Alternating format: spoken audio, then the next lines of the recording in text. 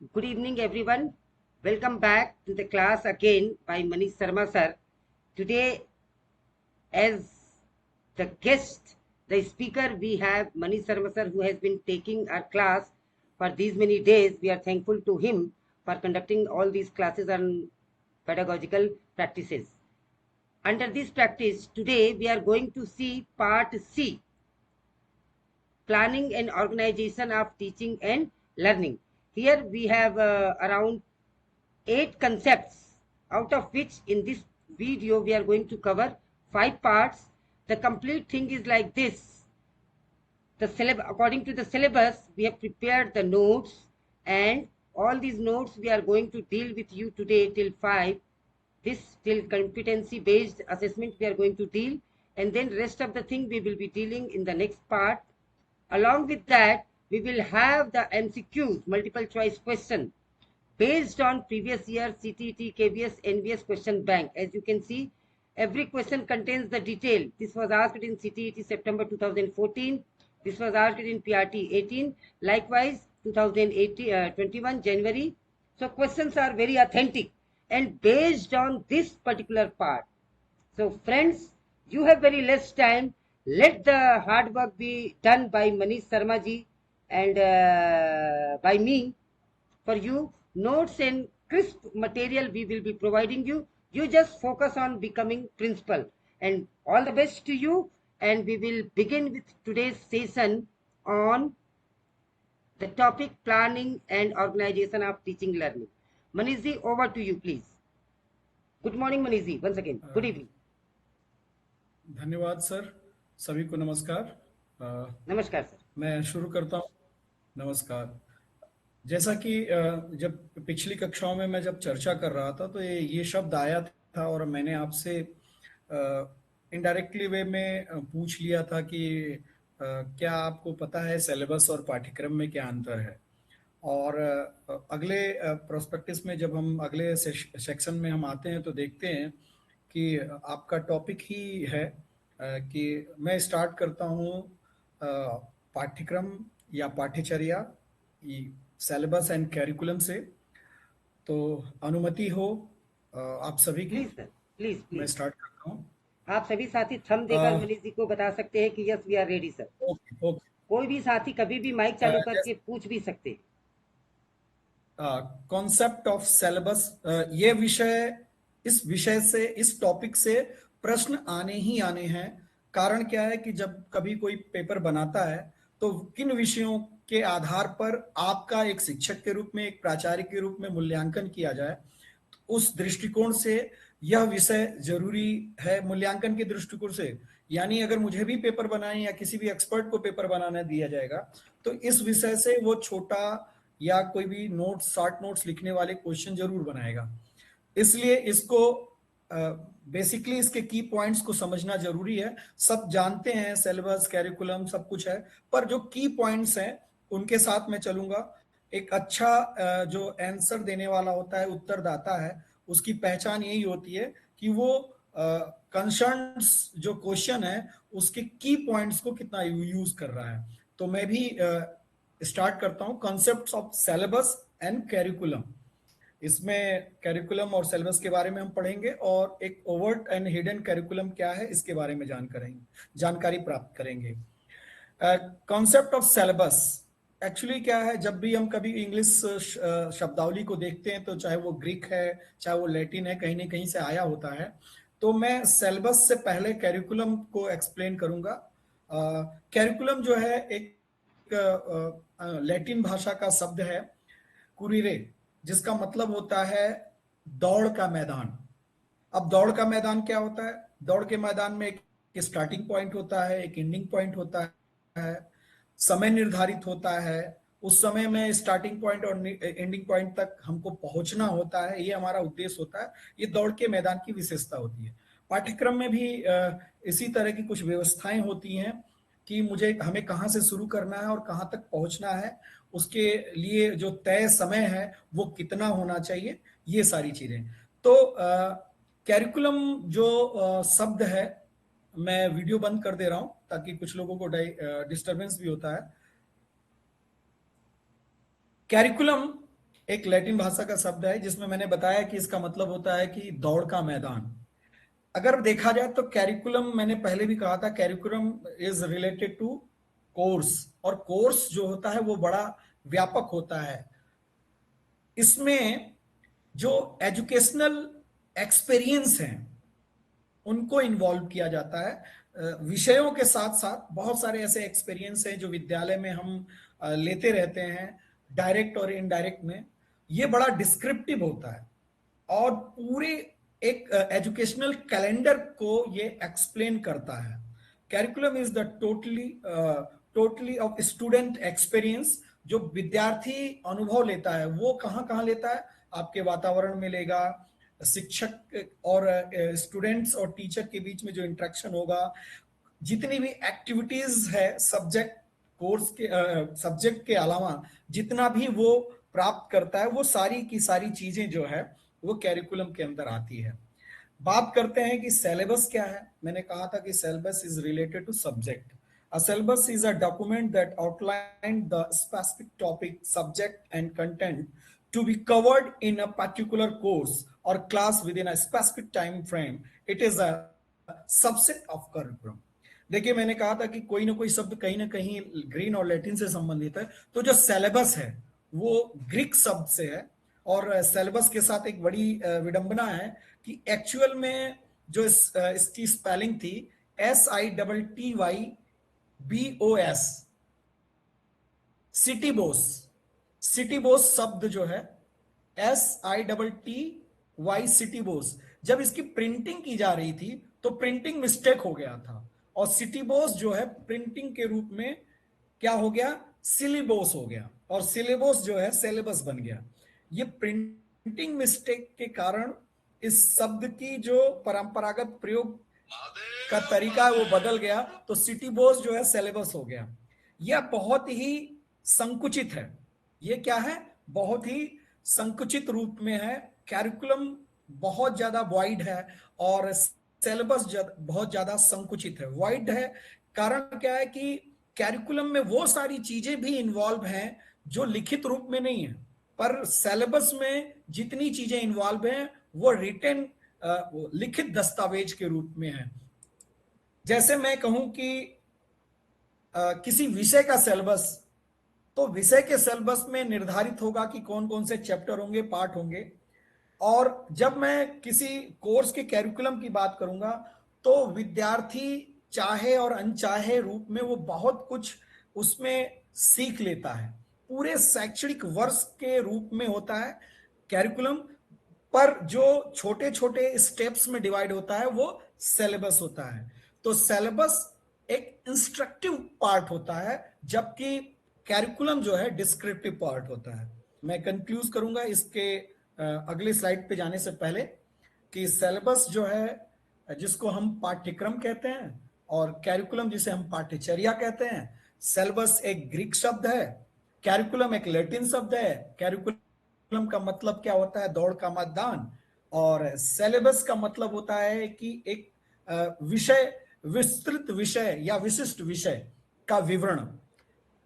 Syllabus जो है निर्देशात्मक होता है यानी इंस्ट्रक्टिव होता है, और कैरिकुलम बहुत ज्यादा डिस्क्रिप्टिव होता है। कैरिकुलम पूरे शैक्षणिक वर्ष, एक वर्ष का कोर्स हो, 2 वर्ष का हो, 3 वर्ष का हो, पूरा एजुकेशनल जो आपका एकेडमिक ईयर है उसको डिफाइन करता है। जबकि सिलेबस जो है वो उसी एकेडमिक ईयर में छोटे छोटे स्टेप में डिफाइन होता है।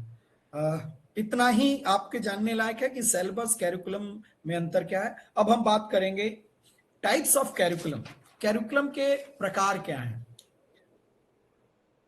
देखिए, कैरिकुलम 2 प्रकार से डिफाइन किया गया जो आपके सिलेबस में। वैसे तो अलग अलग एजुकेशनल सिस्टम में कैरिकुलम को अलग अलग तरीके से रखा गया है, पर जो हमारे एजुकेशनल सिस्टम में 2 तरह का कैरिकुलम हुआ करता था। चाहे हम परंपरागत तरीके से देखें, आश्रम व्यवस्था में देखें, चाहे वो मुगल काल शिक्षा पद्धति में देखें, मकतब और मदरसे में देखें, चाहे वो वैदिक कालीन शिक्षा प्रणाली में, गुरुकुल शिक्षा प्रणाली में देखें, तो वहां 2 तरीके से कैरिकुलम पाठ्यचर्या को डिवाइड किया जाता था। एक तो आप विशेष एक्सपर्टीज बनने के लिए किन किन चीजों को सीखने जाते हैं और उसके साथ साथ क्या चीजें सिखाई जाती हैं। बस इस तरह से समझ लीजिए कि विद्यालय में विषयों के साथ दिए जाने वाले अन्य ऐसे शिक्षण व्यवहार जो विद्यार्थियों के अंदर मूल्यों का निर्माण करे, वैल्यूज डेवलपमेंट करे, वो सब के सब हिडन कैरिकुलम में होते हैं। और जो विषयों पर मास्टरी लेवल के लिए आवश्यक हो वो ओवर्ट कैरिकुलम होते हैं। जैसे इसको एक्सप्लिक्ट और इम्प्लिक्ट कैरिकुलम कहा गया है। आप ओवर्ट कैरिकुलम को इस तरह समझ सकते हैं कि ये प्रत्यक्ष होता है, डायरेक्ट होता है, और जो हिडन कैरिकुलम होता है वो इनडायरेक्ट होता है, वो अंतर्निहित होता है। अंतर्निहित का मतलब होता है उसी करिकुलम में, उसी कैरिकुलम में वो कहीं ना कहीं इन्वॉल्व है पर वो आपको दिखाई नहीं देगा। ओवर्ट कैरिकुलम जो होता है वो औपचारिक होता है। आपने पढ़ा होगा फॉर्मल एंड इनफॉर्मल।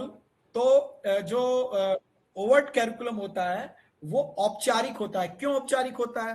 क्योंकि इसमें स्कूल है, किताबें हैं, कक्षाएं हैं और ये लिखित होता है। पर जो हिडन कैरिकुलम होता है वो लिखित नहीं होता, और उसके लिए जो चीजें होती हैं वो क्या होता है, एक स्कूल इन्वायरमेंट। हिडन कैरिकुलम के लिए कौन रिस्पॉन्सिबल है? School environment. दूसरा क्या है? Teachers behaviour. तीसरा चौथा नेक्स्ट क्या है? Social interaction. तो इसका मतलब जो ओवर्ट कैरिकुलम होता है वो रिटन होता है, लिखित होता है, उसमें क्या क्या चीजें पढ़नी है, क्या क्या चीजें कवर करनी है, ये सारी चीजें होती हैं। वो किताबों और कक्षाओं पर आधारित होता है। पर जो पर जो हिडन कैरिकुलम होता है वो school atmosphere, teachers behaviour and social interaction पर आधारित होता है। ये रिटन में नहीं होता है। अब आते हैं कि कैरिकुलम का जो सबसे ज्यादा डायरेक्टिव पार्ट है हमारे लिए एक शिक्षा व्यवस्था में, वो है एनसीएफ। अगर मैं आप सभी से एक प्रश्न पूछूं कि अगर एनसीएफ नहीं होता तो भारतीय शिक्षा व्यवस्था में किस प्रकार की विसंगति दिखाई देती? मेरा एक क्वेश्चन है कि अगर एनसीएफ नहीं होता, नेशनल कैरिकुलम फ्रेमवर्क नहीं होता, कोई बता तो सकता है? हर राज्य में, हर स्कूल में अलग अलग शिक्षा व्यवस्था होती, अलग अलग सेम पाठ्यक्रम पैटर्न ना होते, होता। हाँ, यूनिफिकेशन नहीं होता, यूनिफॉर्मिटी ना होती, यूनिफॉर्मिटी ना होती। यूनिफाइड सिलेबस नहीं होता। आप देख रहे हैं कि बहुत सारी ऐसी परीक्षाएं हैं, चयन है, जिसमें पूरे भारत में एक प्रकार की परीक्षा हो रही है। पाठ्यक्रमों का स्वरूप एक नहीं होगा तो कहीं ना कहीं उस परीक्षाओं को उत्तीर्ण करने में बच्चे विफल हो जाएंगे।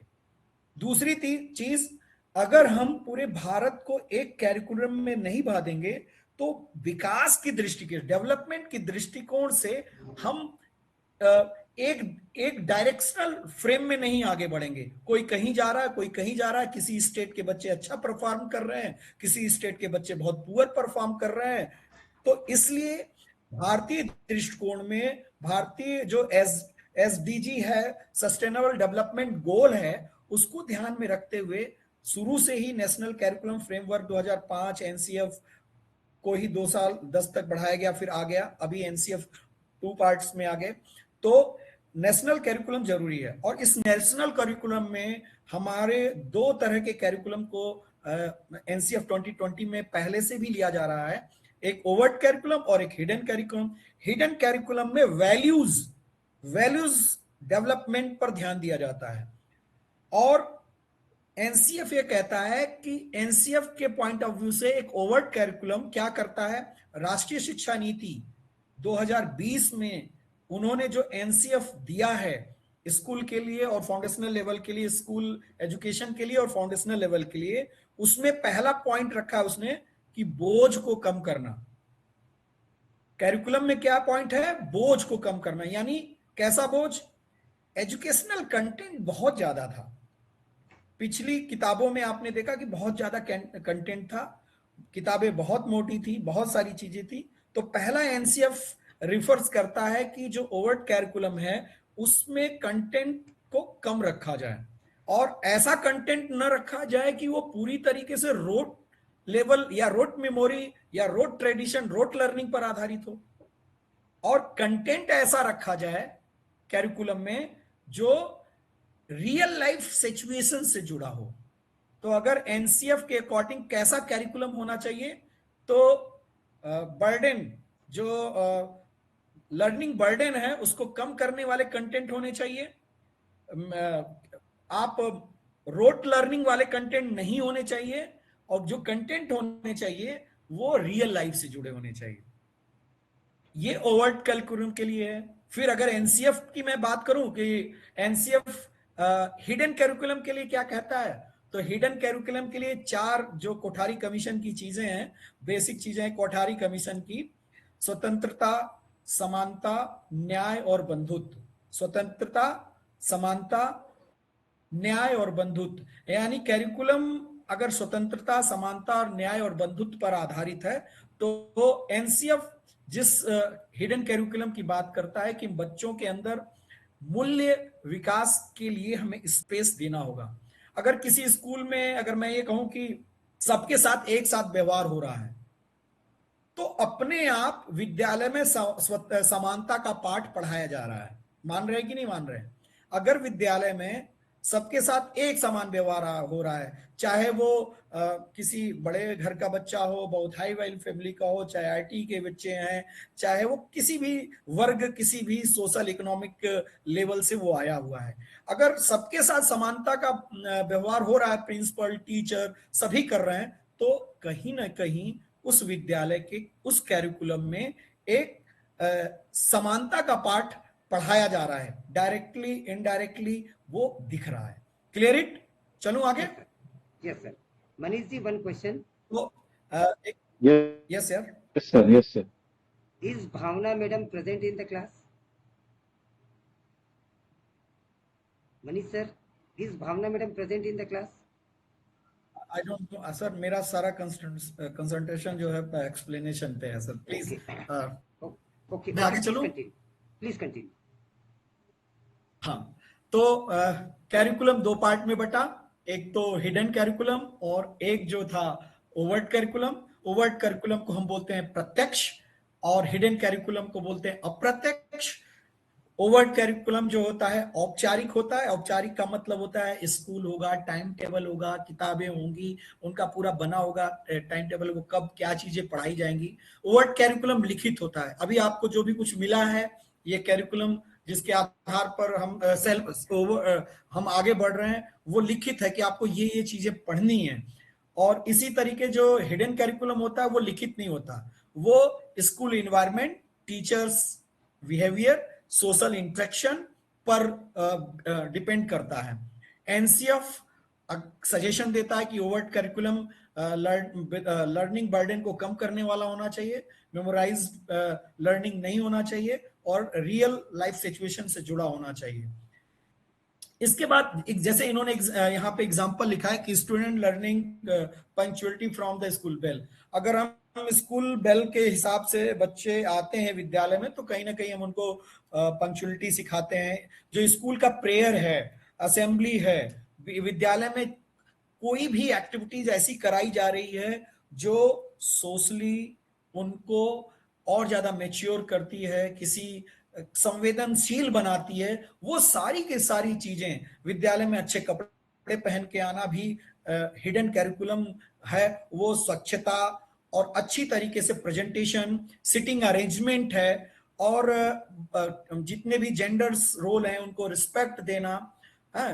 कभी कभी कक्षा में ऐसी कक्षाएं हैं जिसमें ऐसा बच्चा है जिसको विजन प्रॉब्लम है, उसको आगे बैठाना और उसके साथ शेयरिंग करना। तो बहुत ऐसी चीजें हैं जिन हम हिडन कैरिकुलम में इन्वॉल्व कर सकते हैं। मुझे लगता है आप लोग समझ गए होंगे कि हिडन कैरिकुलम वो सारी चीजें हैं जो लिखित रूप में नहीं है, उसके बाद भी विद्यालय के वातावरण, शिक्षक, और कभी कभी क्या होता है, जो सैनिक स्कूल है और सामान्य स्कूल, दोनों में अंतर क्या होता है कि वहां का जो हिडन कैरिकुलम है वो पूरी तरीके से डिसिप्लिन पर बेस्ड होता है। मानते हैं कि नहीं मानते हैं? जी बिल्कुल। Yes, sir. मानते हैं कि नहीं मानते? जो सैनिक स्कूल है, और इसी के साथ अगर मैं कहूं कि जो जैसे केवीएस और एनवीएस है, आपको पता है कि बच्चे वहां हॉस्टल में रहते हैं, तो हॉस्टल में रहने वालों की दिनचर्या, उसमें सोशल इंटरेक्शन बहुत ज्यादा होता है, सुबह से शाम तक की गतिविधियों में होता है।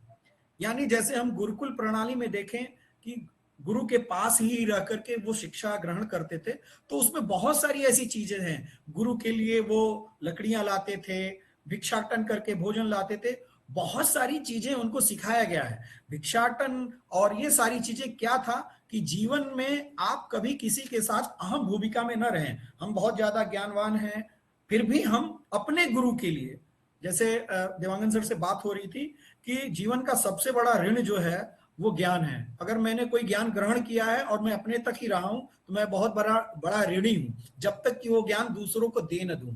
शिक्षक कभी ऋणी नहीं होता, क्योंकि शिक्षक ही एक ऐसा व्यक्ति है जो ग्रहण किए गए ज्ञान को अपने विद्यार्थियों पर डाल देता है, उसे दे देता है। तो हिडन कैरिकुलम में वैल्यूज ओरिएंटेड चीजें सिखाई जाती हैं, और ओवर्ट कैरिकुलम में सब्जेक्ट स्पेसिफिक जो कंटेंट दिया जाता है। मेरा ये ऑटोमेटिकली सर ये वीडियो ऑन हो जा रहा है, कारण मैं समझ नहीं पा रहा हूँ, बंद करने के ठीक बाद है में। सर। फिर मैं चलता हूं अगली बात। हाँ, अगला टॉपिक है school time table. I think that curriculum syllabus खत्म हो गया। Yes, community lunch, somebody said that community lunch. हाँ, कम्युनिटी लंच बहुत अच्छी चीज है, आपने विद्यालयों में होता है। और कम्युनिटी लंच में हम बहुत सारी चीजें, शेयरिंग, केयरिंग, और ऐसे लोगों के बीच में बैठ के कैसे खाना है सामुदायिक रूप से सीखते हैं। ये भी हिडन कैरिकुलम का। और केवीएस, मुझे बोलने में गर्व की बात है कि केवीएस हिडन कैरिकुलम का एक रिच इन्वायरमेंट देता है पूरे ऑल ओवर इंडिया में जो भी एजुकेशनल सिस्टम है। ये मैं दावे के साथ कर सकता हूं, क्योंकि मैं स्वयं प्रतिभाग करता हूं और जितनी भी एक्टिविटीज है उसको मैं बड़ी बारीकी से ऑब्जर्व करता हूं। और जब मैं कॉम्परेटिव स्टडी करता हूं एक केंद्रीय विद्यालय के बच्चों में और अन्य बच्चों में, तो मैं देखता हूं कि लर्निंग इन्वायरमेंट, चाहे वो हिडन कैरिकुलम के लिए हो, चाहे ऐसे शिक्षा विषयों से संबंधित है, बहुत सारी अपॉर्चुनिटी है। अब मैं बात करता हूं टाइम टेबल पे। मुझे लगता है यस, मैंने प्रार्थना सभा की बात इससे पहले कह दिया था। क्या अभी कैरिकुलम वाले पॉइंट सबको क्लियर हैं? बस थोड़ा सा।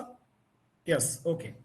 हाँ, आप सभी अंगूठा इससे लगा के ज्यादा बता देंगे, चीजें क्लियर हो जाएंगी। यस यस यस, इससे ज्यादा मुझे आपको भी जानने की जरूरत नहीं है। बस थोड़ी सी बारीकी और की पॉइंट समझना था। एनसीएफ क्या कहता है, रोल किसका क्या है, और एकदम डिफाइन करना हो वन लाइन में तो कैसे डिफाइन करेंगे। अब मैं आता हूं preparation for school time. Yes sir, yes ma'am. हाँ, टाइम टेबल, समय सारणी। अब देखिए यहां लिखा है स्कूल टाइम टेबल। अब जब आप इसकी हिस्ट्री पढ़ेंगे, विद्यालय समय सारणी, तो विद्यालय समय सारणी का दूसरा नाम है दूसरी घड़ी। क्या नाम है? दूसरी घड़ी। एक घड़ी तो आपके पास है ही है, जिस घड़ी से पूरी दिनचर्या चलती है, आपका समय चलता है, पर स्कूल टाइम टेबल को कहते हैं दूसरी घड़ी। मैं स्टार्ट करता हूं आपसे ही प्रश्न कि what is the role of school time table. Time table का रोल क्या है, क्यों टाइम टेबल जरूरी है? मेरा प्रश्न, आपके मन में उत्तर अपने आप तैयार करते रहिए, देने की जरूरत नहीं है। पहला, विद्यालय टाइम टेबल क्यों जरूरी है? क्या विद्यालय टाइम टेबल से क्या क्या फायदे होते हैं? विद्यालय टाइम टेबल विद्यार्थी के लिए, शिक्षकों के लिए और कंटेंट्स डिलीवरी के लिए क्यों मायने रखता है? अगर हम इन प्रश्नों का उत्तर अपने दिमाग में रखते हैं तो मुझे लगता है आप समझ गए होंगे। जैसे कि विद्यालय को मैंने कहा कि ये दूसरी घड़ी कहा जाता है, तो आपको पता है कि विषय, पाठ, टीचर, एक्टिविटीज, ये सारी चीजें विद्यालय के एनवायरनमेंट में होती है। उसके लिए जो समय का आवंटन है कि विषयों के लिए कितना समय दिया जाए, पाठ के लिए शिक्षक कितना समय ले पढ़ाने के लिए, एक्टिविटी के लिए कितना समय हो, उसके लिए स्पेसिफिक जो टाइम है, उसी को व्यवस्थित करने की जो रूपरेखा है, उसी को बोलते हैं हम time, school time table. Clear it? Yes sir, clear it? आवाज आ रही है बीच बीच में? हाँ, वेरी गुड। बिल्कुल ठीक है। ऑब्जेक्टिव क्या है?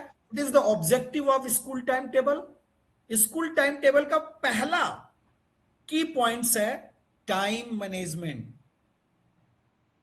क्या है? Time management. उसके बाद दूसरा क्या है? दिवांगन सर आप लिख सकते हैं इसको। जी ऑब्जेक्टिव क्या है? टाइम मैनेजमेंट, डिसिप्लिन, एंड जो टीचर्स और स्टूडेंट्स की फटिक है, उसकी थकान है, उसको कम करने के लिए एक प्लानिंग। क्या? Time management, discipline and student and teacher की जो फटिक है उसको उसको प्लान करने का ये जो कार्यक्रम है, योजना है, प्लानिंग है, उसे ही हम टाइम टेबल कहते हैं। अच्छा, कोई बताएगा टाइम टेबल के कितने प्रकार होते हैं? Types of time table, anybody?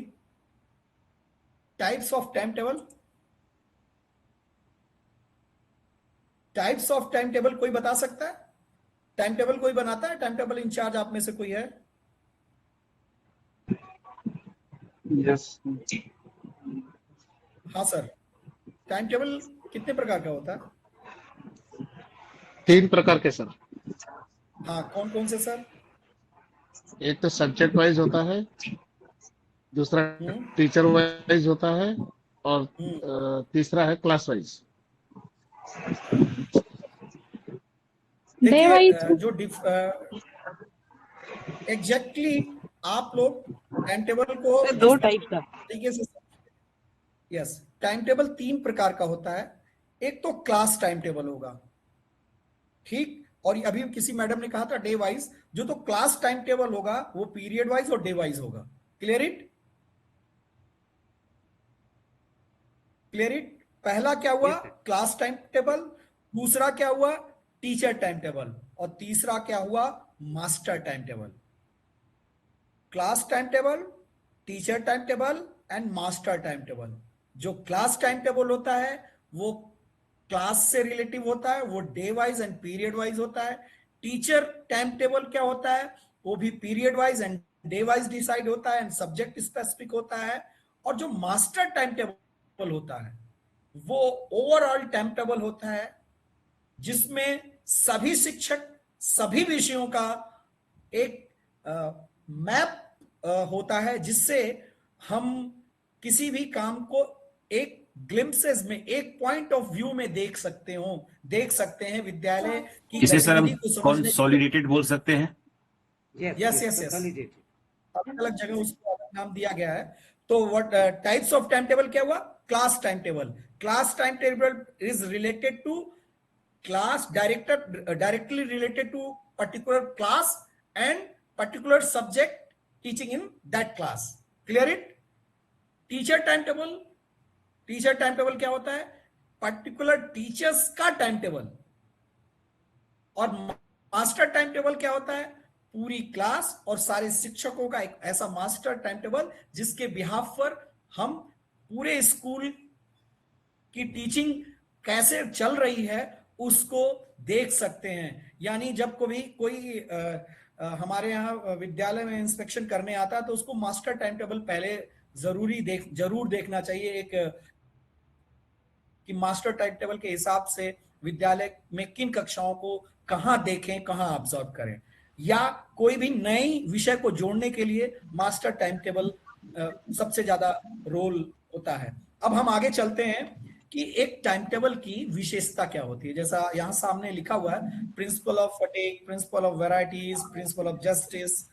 तो अगर हम 2-3 चीजों की बात करें कि टाइम टेबल के अंदर जो है फ्लेक्सिबिलिटी होनी चाहिए, बैलेंस ऑफ सब्जेक्ट होना चाहिए, फ्लेक्सिबल होना चाहिए, ब्रेक और लेजर होना चाहिए, ऑप्टिमल रिसोर्स यूटिलाइज करने वाला टाइम टेबल होना चाहिए, प्रैक्टिकल जैसे सब्जेक्टों के लिए उसमें स्पेसिफिक टाइम फ्रेम बना होना चाहिए, वर्कलोड वर्कलोड को कम करने के पॉइंट ऑफ व्यू से भी जो कैरेक्टरिस्टिक इसका होना चाहिए। और सबसे ज्यादा जो इस समय जिस शब्दावली का प्रयोग किया जाता है कि होलिस्टिक डेवलपमेंट को ध्यान में रख के बनाया जाना चाहिए।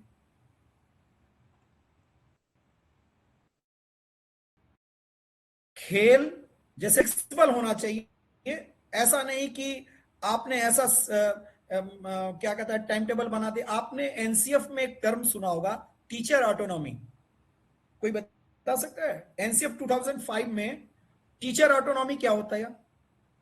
What you mean about teacher autonomy? आप क्या समझते हैं? टीचर की मर्जी, टीचर जैसा चाहे वैसे करेगा, उसके उसके टीचर की मतलब टीचर स्वतंत्रता, सेंट्रिक कह सकते हैं। शिक्षक की स्वतंत्रता और यस, क्रिएटिविटी। देखिए Absolute मर्जी की control by जगह, the teacher. यस, Absolute जो control by the दो शब्द है ना, वो स्वच्छंदता को डिनोट करती है। तो स्वतंत्रता होनी चाहिए। जैसे अगर टीचर टाइम टेबल बना रहा है तो कभी कभी जो टीचर्स के सारे ग्रुप हैं, टीचर्स बैठे हुए हैं, उनसे पूछ कर समझ कर अगर हम टाइम टेबल बनाते हैं तो उसको अच्छी तरीके से हम उसमें यस स्वायत्तता, शिक्षक स्वायत्तता, वेरी गुड, टीचर ऑटोनॉमी। तो टीचर जो टाइम टेबल होता है वो फ्लेक्सिबल होना चाहिए। बैलेंस ऑफ सब्जेक्ट का बैलेंस होता है, एक ही तरह के सब्जेक्ट लगातार नहीं पढ़ाने चाहिए। साइंस है, मैथ्स है, दिए जा रहे हैं, बच्चा क्योंकि टीचर तो बदल रहा है, बच्चा लर्नर है वो तो वही है, वो एक मूड में एक बच्चा बहुत ज्यादा देर तक नहीं रह सकता है। मैं भी आपको लगातार 3 घंटे अगर पेडागोजी पढ़ाऊं तो आप ऊब जाएंगे, तो बीच बीच में उसको डाइवर्ट करने के लिए एग्जाम्पल ब्रेक और रेसेस, या अभी जो नया टाइम टेबल आया आप सभी को पता है कितने मिनट का जो है एक नया लेसेस या ब्रेक जोड़ा गया है। फ्रूट ब्रेक है, 10 मिनट। 10 fruit मिनट्स break, का, sir. मिनट्स टाइमिंग 10 मिनट्स है सर। में आवाज ब्रेक, आप बीच बीच में आपकी आवाज ब्रेक हो रही है। 10 minutes. like that 10 minutes. हाँ मेरी, हेलो आवाज आ रही है हाँ जी क्लियर? सर, बहुत अच्छे से। अब ठीक क्लियर है। है सर? सर देवानंद सर आप क्या प्रॉब्लम हो रही है? ओके नहीं ठीक तो है, ठीक है। तो ऐसा क्यों किया गया कि उसको फास्ट 2 पीरियड के बाद एक छोटा सा ब्रेक लिया गया? ऐसा क्या कारण हुआ होगा? सर ये जो एक आपने वर्ड हाईलाइट किया है ना, रिक्रिएशन, मतलब उनको फ्रेश मूड में वापस लाने के लिए, सो दैट कि वो रिकॉन्सेंट्रेट कर सके अपकमिंग पीरियड में पढ़ने और के लिए। एक और चीज है जो उसके पोषण से जुड़ी हुई है। बच्चा सुबह जब निकलता है, आप सभी फील किए होंगे, घर से जब निकलते हैं तो तुरंत आप कुछ खा के नहीं निकलते या भूख नहीं लगती है, लेकिन ठीक 2 घंटे बाद बॉडी की जो फूड साइकिल है वो डिमांड करती है, और बच्चा उस सेकेंड पीरियड से 4th पीरियड तक अपने आप को भूखा नहीं रख सकता है। Clear it? मेरी आवाज आ रही है? ओके यस सर, तो Yes, sir. कैरेक्टर, अब मैं टाइम टेबल को फिर से एक्सप्लेन करूंगा कि टाइम टेबल को हम क्या कहते हैं। दूसरी घड़ी, क्या कहते हैं? दूसरी घड़ी। दूसरी घड़ी। हाँ, स्कूल टाइम टेबल क्या करता है? जो सब्जेक्ट है, लेसन है, टीचर है, एक्टिविटीज है, उसके लिए अलग अलग स्पेसिफिक टाइम डिस्ट्रीब्यूशन करता है। ठीक है, एक ये प्लानिंग है। टाइम टेबल भी विद्यालय प्लानिंग का एक पार्ट है। ऑब्जेक्टिव ऑफ टाइम टेबल क्या है?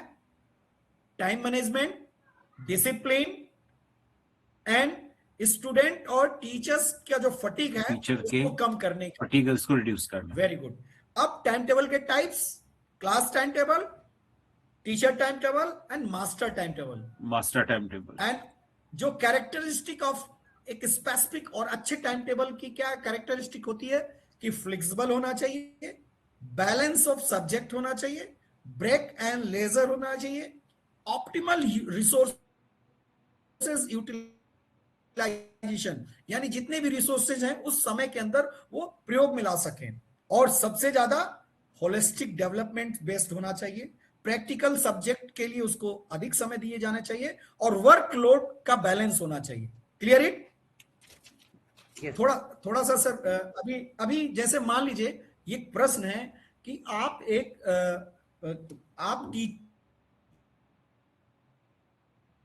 आते समय विषयों का क्रम, विषयों का चयन, समय किस तरीके से रखेंगे? तो इस प्रश्न का उत्तर हाइपोथेटिकली मैंने सोचा था कि ऐसा भी प्रश्न बन सकता है, तो as a expert, time table expert, जो स्टूडेंट्स का मेंटल एनर्जी है और उसकी थकान, ये सबसे पहले हमें ध्यान रख करके टाइम टेबल बनाना चाहिए। सर देवांगन सर, आपकी मोबाइल शायद लैपटॉप की बैटरी डाउन जा रही है क्या? नहीं, आई Yes. Got it done sir, हो गया जो सर। टाइम टेबल का निर्माण करते समय क्या ध्यान देना है? सबसे पहले टाइम टेबल के सेंटर में कौन होना चाहिए? स्टूडेंट होना चाहिए, लर्नर होना चाहिए। उसकी मेंटल एनर्जी और उसकी फटीग को ध्यान में रख करके हमको टाइम टेबल बनाना है, पहली चीज। पर जैसे ऐसा भी होता है कि लंच के बाद बच्चे थ्योरेटिकल जो सब्जेक्ट्स होते हैं उसमें थोड़े ज्यादा मतलब अपना अटेंशन दे नहीं पाते, तो लंच से पहले अगर वैसे सब्जेक्ट्स हो जाते हैं तो बच्चा फ्रेश माइंड से वो पढ़ लेता है, जिसमें एप्टीट्यूड ज्यादा है, जैसे मैथ्स है या फिर और भी सब्जेक्ट जिसमें न्यूमेरिकल के इन्वॉल्वमेंट्स है, एक्सपेरिमेंटेशंस है, वो आफ्टर लंच रखेंगे तो बच्चे उसमें थकान भी होगा तो भी वो एंजॉय करके कर सकते हैं। ये बच्चों के तरफ सोच सकते हैं। Point 1 and point 2 बिल्कुल सही explains point 1 and point 2 explains the same thing, principles of fatigue and principles of variety. These two concepts says the same ठीक thing. है, मैं उसी पे आ रहा हूं कि एक अच्छा टाइम टेबल बनाने के लिए पहला सबसे बड़ा की पॉइंट्स क्या है? जो स्टूडेंट्स का मेंटल एनर्जी है उसकी, और उसकी फटीग। दूसरा क्या है? अभी हमारे पास 3 पार्ट में हम टाइम को बांट कर देते हैं। एक शुरुआत का समय, एकदम स्टार्टिंग का समय, एक दोपहर का समय, और एक एकदम लास्ट का समय। तो जो टफ सब्जेक्ट्स हैं, कठिन सब्जेक्ट हैं, वो प्रारंभ में रखें। गणित है, विज्ञान है। जो मिड टाइम है उसमें थोड़े हल्के कठिन वाले सब्जेक्ट रख सकते हैं, इतिहास, भूगोल, और एकदम आसान और फिजिकल एक्टिविटीज से रिलेटेड जो सब्जेक्ट है वो अंतिम समय में रख सकते हैं। जैसे कि एक स्टैंडर्ड टाइम टेबल जिस तरीके से बनना चाहिए, उसमें जो फर्स्ट 3 पीरियड है वो सब्जेक्ट, टफ सब्जेक्ट, कठिन सब्जेक्ट जैसे मैथ है, साइंस है, लैंग्वेज भी हिंदी और अंग्रेजी को भी 1 से लेके 3rd पीरियड के बीच में रखा जा सकता है। लंच से ठीक पहले आप जो है मीडियम डिफिकल्टी लेवल वाले सब्जेक्ट रख सकते हैं, और लास्ट जो 2 पीरियड्स है उसमें आर्ट, म्यूजिक, खेल, लाइब्रेरी, ये सारी चीजें रख सकते हैं। Clear it?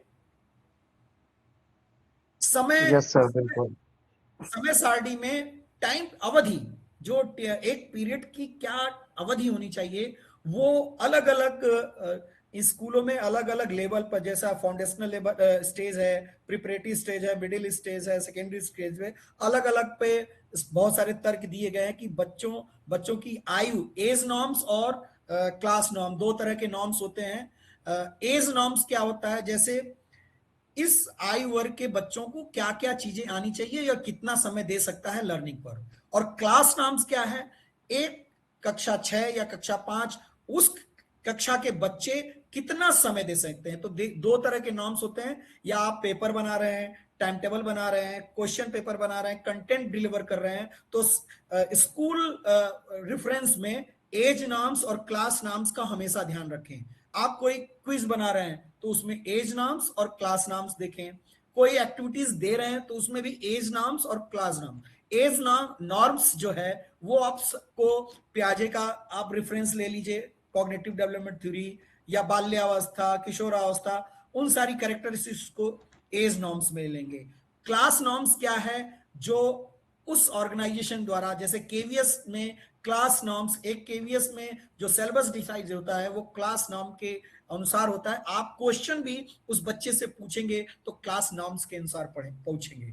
आगे मैं चलता हूं कि जो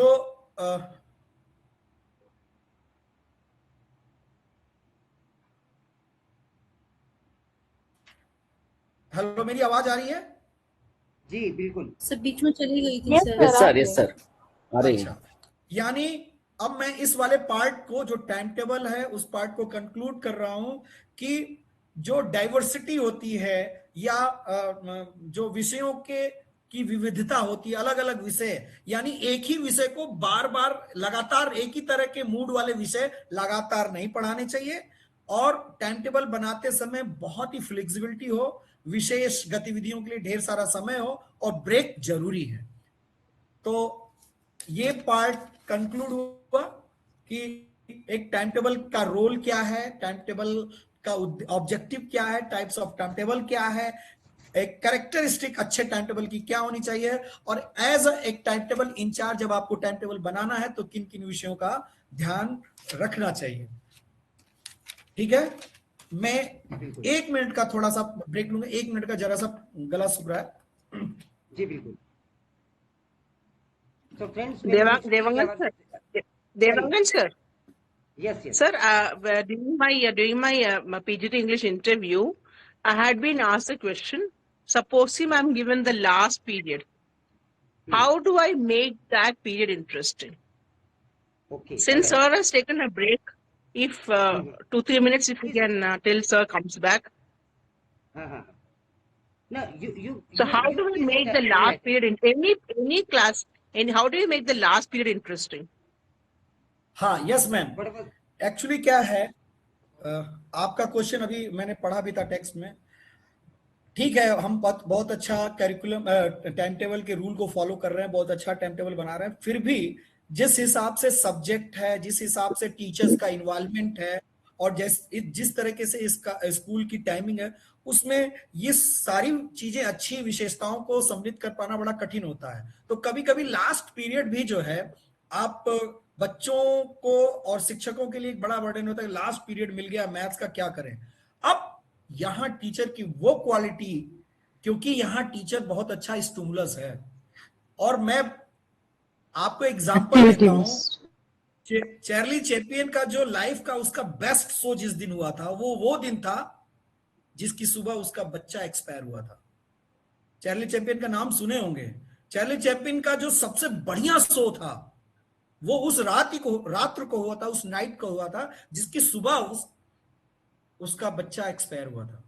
मतलब मैं एग्जांपल इसलिए नहीं दे रहा हूं कि आप विपरीत परिस्थितियों में भी शिक्षक बहुत अच्छा मॉडलर रोल प्ले कर सकता है। उसके लिए थोड़ा सा उसको एनर्जेटिक होना चाहिए। आपको 2 परिस्थितियां बता दे रहे, चाहे देवांगन सर हैं और मैं हूं, दोनों लोग अपने पंखे बंद करके आपको ये टेक्स्ट डिलीवर कर रहे हैं, क्योंकि पंखे की आवाज से डिस्टरबेंस ना हो, आपको पता लगने नहीं देते हैं। चाहे देवांगन सर, चाहे पंखा चलता है, उसकी आवाज डिस्टर्ब करती है, गो गो गो। मैं ये एग्जांपल इसलिए दे रहा हूं कि आप एक एनर्जेटिक टीचर बन रहे हो, तो थोड़ा सा अब आपके लिए टफ टास्क है कि ये लास्ट पीरियड है, अब मैं क्या करूं। तो थोड़ा सा म्यूजिकल पॉइंट व्यू से, थोड़ा ट्रिकी पॉइंट ऑफ व्यू से, कम पॉइंट को ज्यादा एलोबरेट करते हुए और जॉयफुल एनवायरनमेंट बनाने के लिए आपको एक्टिविटी बेस्ड कुछ एक्टिविटी बेस्ड क्लास में जाते ही बच्चे एकदम फिर से री एनर्जेट हो जाएं। जैसे मैं एक और एग्जांपल देता हूं सर, मैं एग्जांपल देना चाह रहा था ये। प्रदीप एक minute, let him continue. Pradeep ji wait a minute. जी सर, बिल्कुल सर। Manish sir continue. एक लास्ट ईयर प्राइमरी टीचरों का इन सर्विस कोर्स था, और मैं उसमें रिसोर्स पर्सन था। सभी के सभी बहुत ज्यादा एज मुझसे, मतलब सब रिटायरमेंट की कगार के थे, और मैं रिसोर्स पर्सन। तो मुझे ये समझ में आ रहा था कि मैं किस तरीके से इनको पढ़ाऊंगा, क्योंकि ये सिर्फ और सिर्फ एक टारगेट लेकर के इन सर्विस कोर्स में आए कि इनका हुआ नहीं है और इनका जो स्केल है रुक जाएगा। अब मुझे टॉय बेस्ड पेडागोजी पढ़ाना था। मैं खुद अपने आप को एक खिलौना बेचने वाले के रूप में बना करके और पूरी क्लास में गा के, नाच करके, कोशिश करके, नए तरीके से प्रयास करके, तो यानी हारे और थके हुए लर्नर्स को भी रिएक्ट और उसको एक्टिव बनाने का काम जो है शिक्षक का है, और वो आपसे बेहतर कोई नहीं कर सकता। एक अच्छे शिक्षक की यही भूमिका होती है कि विपरीत परिस्थितियों में ही वो खुशनुमा रोल, एकदम हंसमुख चेहरा लेके जाता है। तो वहां लास्ट पीरियड में जब आपको कठिन विषय मिल जाए, तो आप क्या कर दीजिए, कंटेंट को छोटा कर दीजिए, और कंटेंट को पूरा मैजिकली कुछ जादू तरीके से थोड़े देर के लिए जॉयफुल एक्टिविटी बेस्ड और क्वेश्चनिंग आंसर, बच्चों का इन्वॉल्वेशन या गेमिफिकेशन कर दीजिए। क्योंकि लास्ट पीरियड में एक गेमिफिकेशन वर्ड्स आया है एनईपी में, उसमें यह कहा गया है कि क्लास में गेमिफिकेशन, किसी भी टाइप सब्जेक्ट, टफ सब्जेक्ट को आप गेमिफिकेशन कर दीजिए, अपने आप वो इंटरेस्टिंग बन जाएगा। गेम पर आधारित कर दीजिए, खेल खिला दीजिए, क्विज करा दीजिए। ठीक है, तो मुझे लगता है कि इस प्रश्न का उत्तर अगर मुझसे पूछा जाता तो मैं भी यही देता। बहुत बढ़िया मनीष जी। हाँ sir. Yes Pradeep ji, you wanted to say something. हाँ सर, करते करते सर ने अपने स्टेटमेंट में लास्ट में जो वर्ड यूज किया मैं उसी वर्ड पे हाईलाइट करना चाह रहा था, गेमिफिकेशन ऑफ द सब्जेक्ट, जिसमें मैं एग्जांपल कोट करना चाह रहा था। यूजुअली मेरे साथ, क्योंकि मैं कॉमर्स पढ़ाता हूँ तो अकाउंट्स एंड बीएसटी दोनों देखने होते हैं, तो लास्ट में कोई ना कोई क्लास होती है जिसमें बीएसटी या अकाउंट्स आ ही जाता है।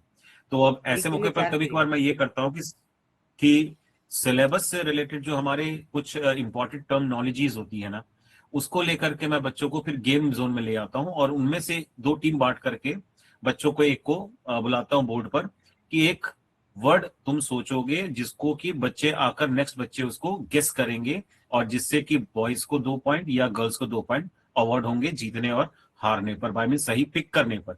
और अगर सही पिक करेंगे तो वो बच्चे ही उसका आंसर भी देंगे कि वो वर्ड की मीनिंग क्या होती है। एंड जो एज अ टीचर मेरा रोल रहता है वहां पर उनको बस प्रॉपरली गाइड करते रहना कि वो गेम कैसे होगा, और बातों बातों में मैं उनको जो पढ़ाना चाहता हूँ वो टर्म भी उनका रिवाइज एक तरह से हो जाता है। तो इस तरह से वो टाइम भी बड़ी इजीली पास हो जाता है और बच्चे बोलते हैं सर फिर कब खेलेंगे सर इस तरह से हम लोग। तो ये अपने आप में इंटरेस्टिंग हो जाता है सर। आप एक चीज और भी कर सकते हैं, बहुत अच्छा आपने उदाहरण दिया सर, बहुत अच्छा। आप ऐसा भी कर सकते हैं, अपनी टीचिंग में एक कोई रोल ले लीजिए। मेरी टीचिंग का एक रोल है जैसे सरदार जी, ठीक, या आज हम खेलेंगे कौन बनेगा करोड़पति, पहला क्वेश्चन ये।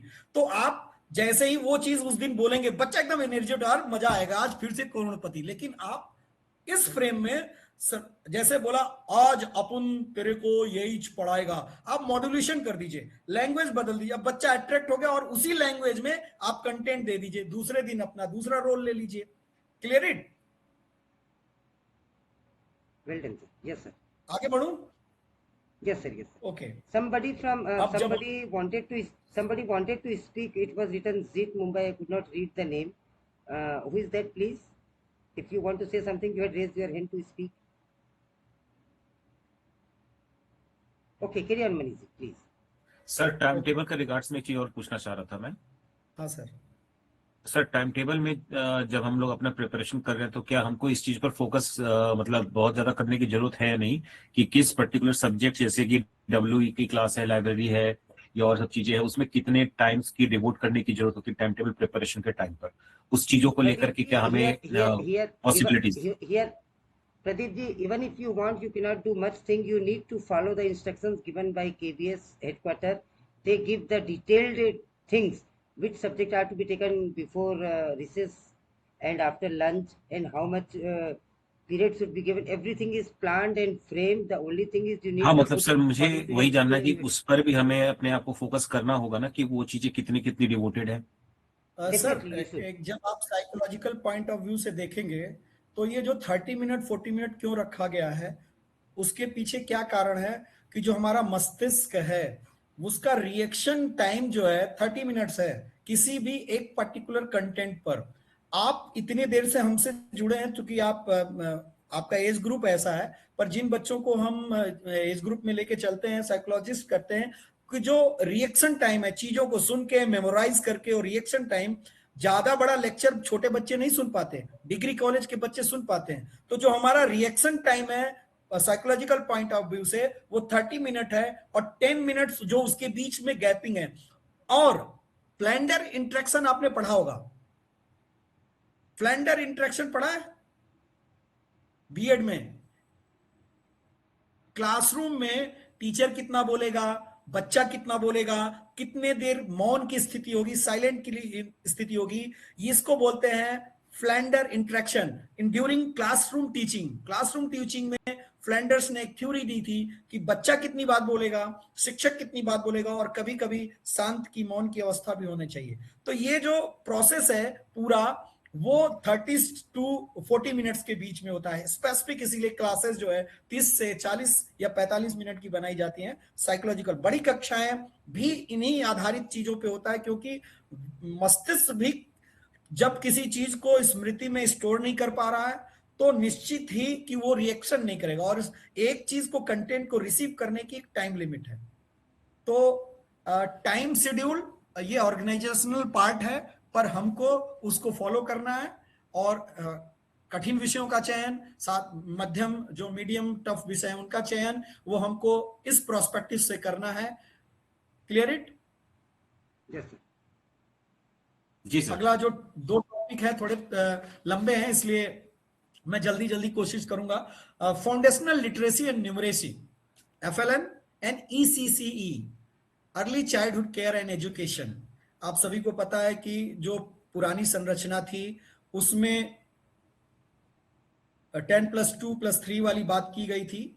नई संरचना में जो अर्ली चाइल्डहुड केयर है, एजुकेशन है, उसको भी जोड़ा गया है, जिसको हम बाल वाटिका, पहले इसको आंगनबाड़ी, और जब हम फ्रोवेल की बात करते हैं किंडरगार्टन, या मारिया मॉन्टेसरी की बात करते हैं मॉन्टेसरी पद्धति, ये सारी चीजें, प्ले स्कूल, ये सब ECC के ही अंतर्गत आता है। सबसे पहले मैं फाउंडेशनल लिटरेसी एंड न्यूमरेसी को एक्सप्लेन करूंगा।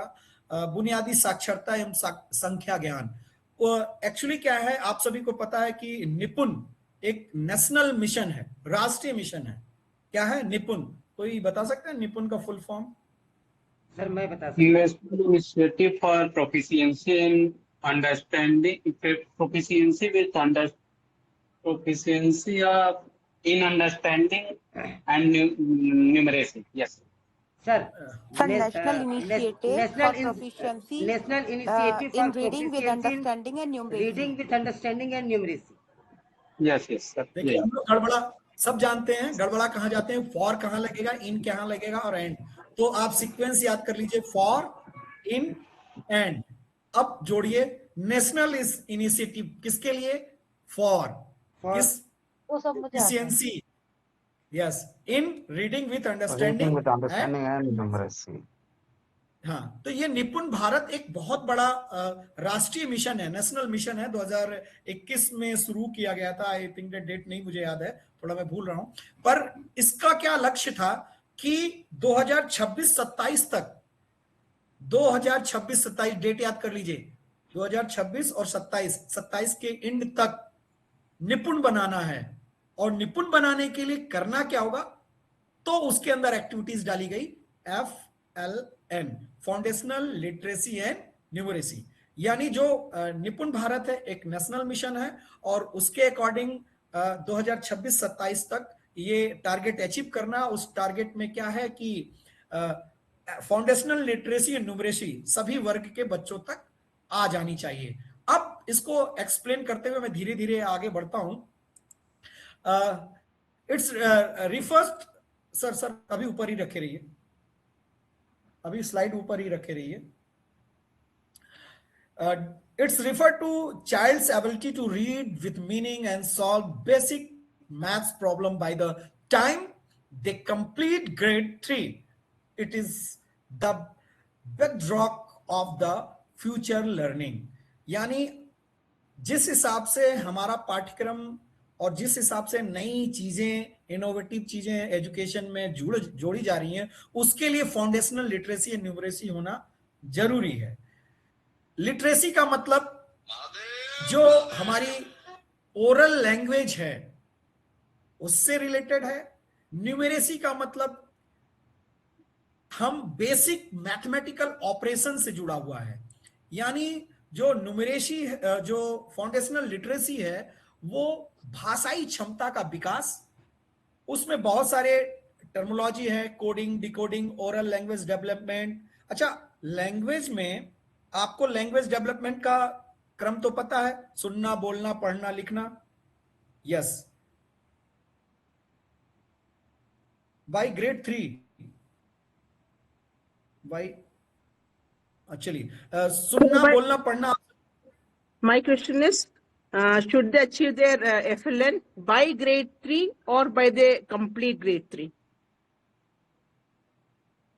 Complete. I read somewhere that by grade 3 we have to achieve, the children have to achieve FLN. जहां तक मैंने पढ़ा मैडम कि complete grade 3। Yes, complete grade 3. Yes, complete grade 3. अभी तक जितना भी असेसमेंट आ रहा है विद्यालय में, FLS का है या FLN के जो टेस्ट होते हैं, वो सारे ग्रेड 3 पर क्यों एम्फेसिस किए जा रहे हैं? वो इसी कारण किए जा रहे हैं। अब उसका भी मैं बात बता दे रहा हूं। बाल वाटिका 1, 2, 3 क्लास 1 और क्लास 2 और क्लास 3, तो कम से कम जिन चीजों को हम बाल वाटिका 1 से एंट्री किए हैं वो इन प्रोसेस से होता जाता वो क्लास 3 तक पहुंच जाएगा। Clear it? इसीलिए ग्रेड 3 रखा गया है। आपको पता है कि ग्रेड 3 सॉरी सर, क्लास 3 तक विद्यार्थियों को यह तीनों स्टेज को सिखाना ही है, और यह मान भी लिया जाता है यदि फोर्थ में जाता है तो इतने का ज्ञान हमारे उन विद्यार्थियों को हो गया है। तो इसलिए इस FLN के लिए क्लास 3 को माना गया है। क्लास 3 कंप्लीट होते होते FLN कंप्लीट हो जाएगा सभी विद्यार्थियों का। ओरल लैंग्वेज डेवलपमेंट की बात मैंने कहा कि ओरल लैंग्वेज डेवलपमेंट निर्धारित किया गया है किस आयु वर्ग के बच्चों को किन किन 2 शब्दों को प्रति मिनट कितना शब्द बोल पाए, 3 अक्षरों से मिले शब्द को प्रति मिनट वो कितने शब्द बोल पाए, ये सारी चीजें टारगेट दिया गया है। अब मैं यहां बात कर रहा था कोडिंग और इनकोडिंग। लैंग्वेज में इनकोडिंग क्या है? लैंग्वेज में इनकोडिंग क्या है? जब कोई मैं बात बोल रहा हूं, अपने विचारों को शब्दों में बोल रहा हूं, तो वो है इनकोडिंग। कोई अपने विचार में लिख रहा हूं तो क्या है? इनकोडिंग। तो लैंग्वेज डेवलपमेंट के जो 4 स्टेप हैं, सुनना, बोलना, पढ़ना, लिखना, तो जो बोलना है और लिखना है ये इनकोडिंग है, और लिखी हुई चीज को पढ़ना और बोली हुई चीज को समझना ये डिकोडिंग है।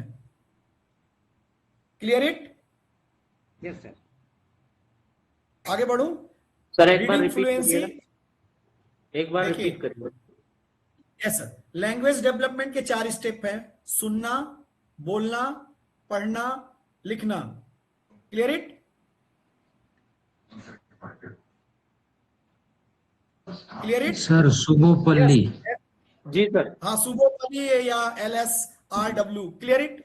अब इन कोडिंग का मतलब क्या है? पहले हम कोड बना रहे हैं, कोड में बना रहे हैं, तो अपने विचार हैं, अगर उनको शब्दों के माध्यम से बोल रहा हूं तो मैं क्या कर रहा हूं? इन कोडिंग कर रहा हूं।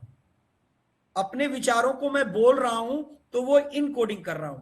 अपने विचारों को मैं लिख रहा हूं तो वो इन कोडिंग कर रहा हूं। अब लिखी हुई बात को मैं पढ़ रहा हूं तो डिकोड कर रहा हूं, और सुनी भी बात को समझ रहा हूं तो वो भी डिकोड कर रहा हूं। Clear it? इनकोड यानी किसी चीज को अपने विचारों को लिखना और बोलना, वो इनकोड हो गया। लिखी हुई बात को पढ़ना और बोली हुई बात को सुनना, ये हो गया डिकोडिंग। Clear it? जी सर।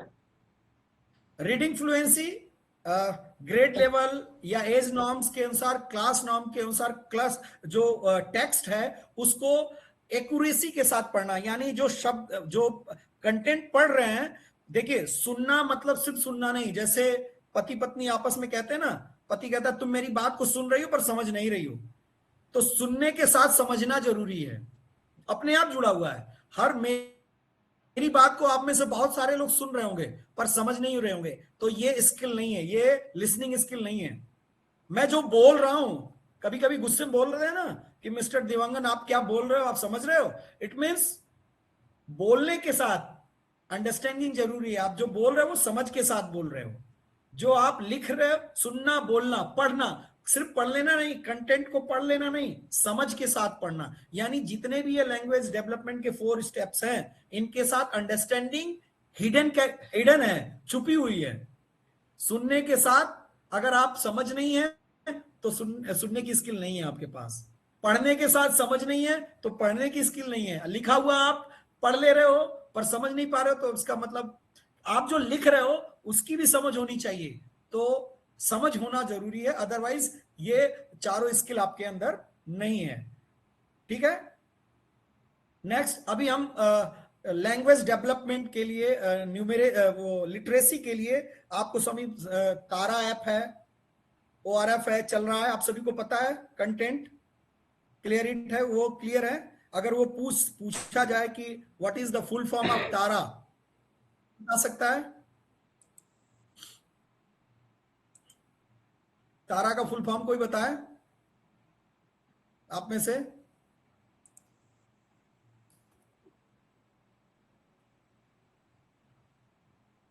मेरी आवाज नहीं आ रही है क्या? आ रही है सर, आ रही है। Teaching and reading assessment. Teachers sir, a teacher's assistant for reading assessment.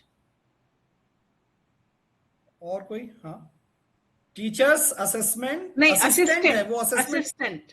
Yes, teacher assistant for reading assessment. अब बताइए, हम तो रीडिंग का असेसमेंट कर ले रहे थे, पर क्या जरूरत है कि इस ऐप के माध्यम से हो? यहां मैंने कहा एक शब्द आया था एक्यूरेसी। एक्यूरेसी को हम ज्यादा अच्छी तरीके से मेजर करने के लिए हमको जो आईसीटी बेस्ड है, जो रिसोर्सेज हैं, टेक्नोलॉजी है, उसका प्रयोग करना पड़ेगा। कि क्योंकि हम किसी चीज को प्रोनाउंस करने के लिए कहां पर ज्यादा इंपैक्ट डालना चाहिए, अच्छी तरीके से बोल पाना। बात समझ में आ रहा है? हिंदी पढ़ लेना अच्छी बात है, बोल पाना अच्छी बात है, पर उसको कितना जगह कहां पे फोर्स देना है, कहां उस बात पर उसमें उतार चढ़ाव अवरोह होना चाहिए, इस चीज की एक्यूरेसी के लिए ये तारा ऐप है। अगला चलते हैं, नेक्स्ट, थोड़ा नीचे करिए सर। नेक्स्ट थोड़ा सा नीचे करिए sir. Writing and numeracy. Writing and numeracy की बात कर लेता हूं मैं, एक मिनट, मेरी बैटरी चली गई, होल्ड करिएगा। राइटिंग एंड न्यूमरेसी में मैंने आपको बताया था coding, decoding, pre number concept, ये सारी चीजें न्यूमरेसी में। प्री नंबर कॉन्सेप्ट कोई बता सकता है एक लाइन में कि प्री नंबर कॉन्सेप्ट क्या होता है? जानते सभी हैं, पर मैं सुनना चाहता हूं कि एग्जैक्ट प्री नंबर कॉन्सेप्ट क्या है।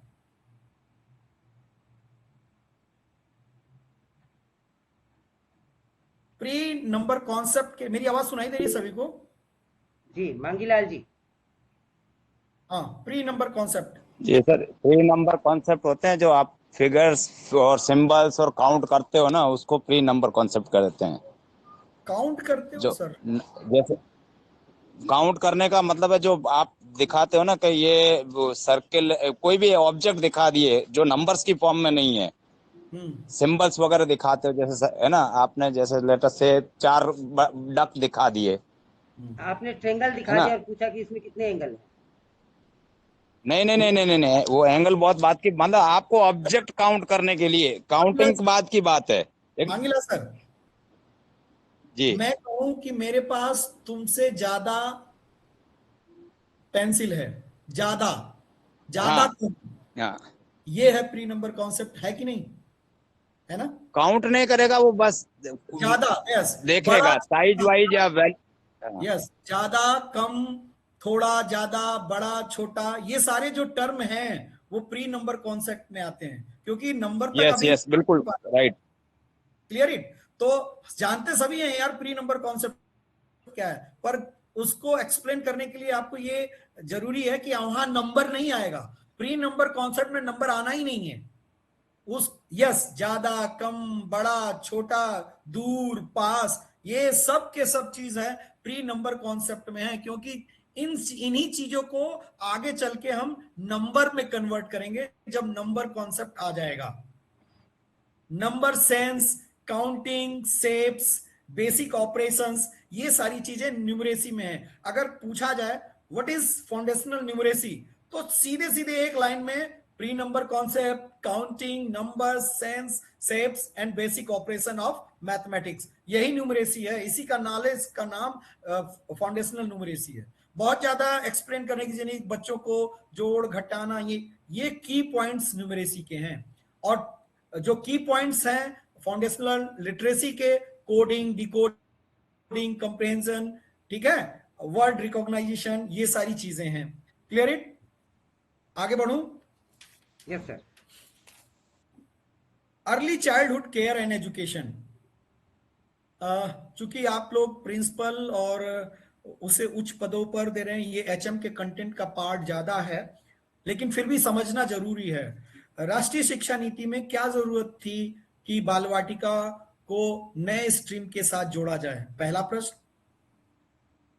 और ईसीसीई का जो रोल है वो भारतीय दृष्टिकोण से विद्यालय में बच्चों की उपस्थिति इन कक्षाओं में क्यों जरूरी है? बच्चे इस अवस्था में स्कूल क्यों आए?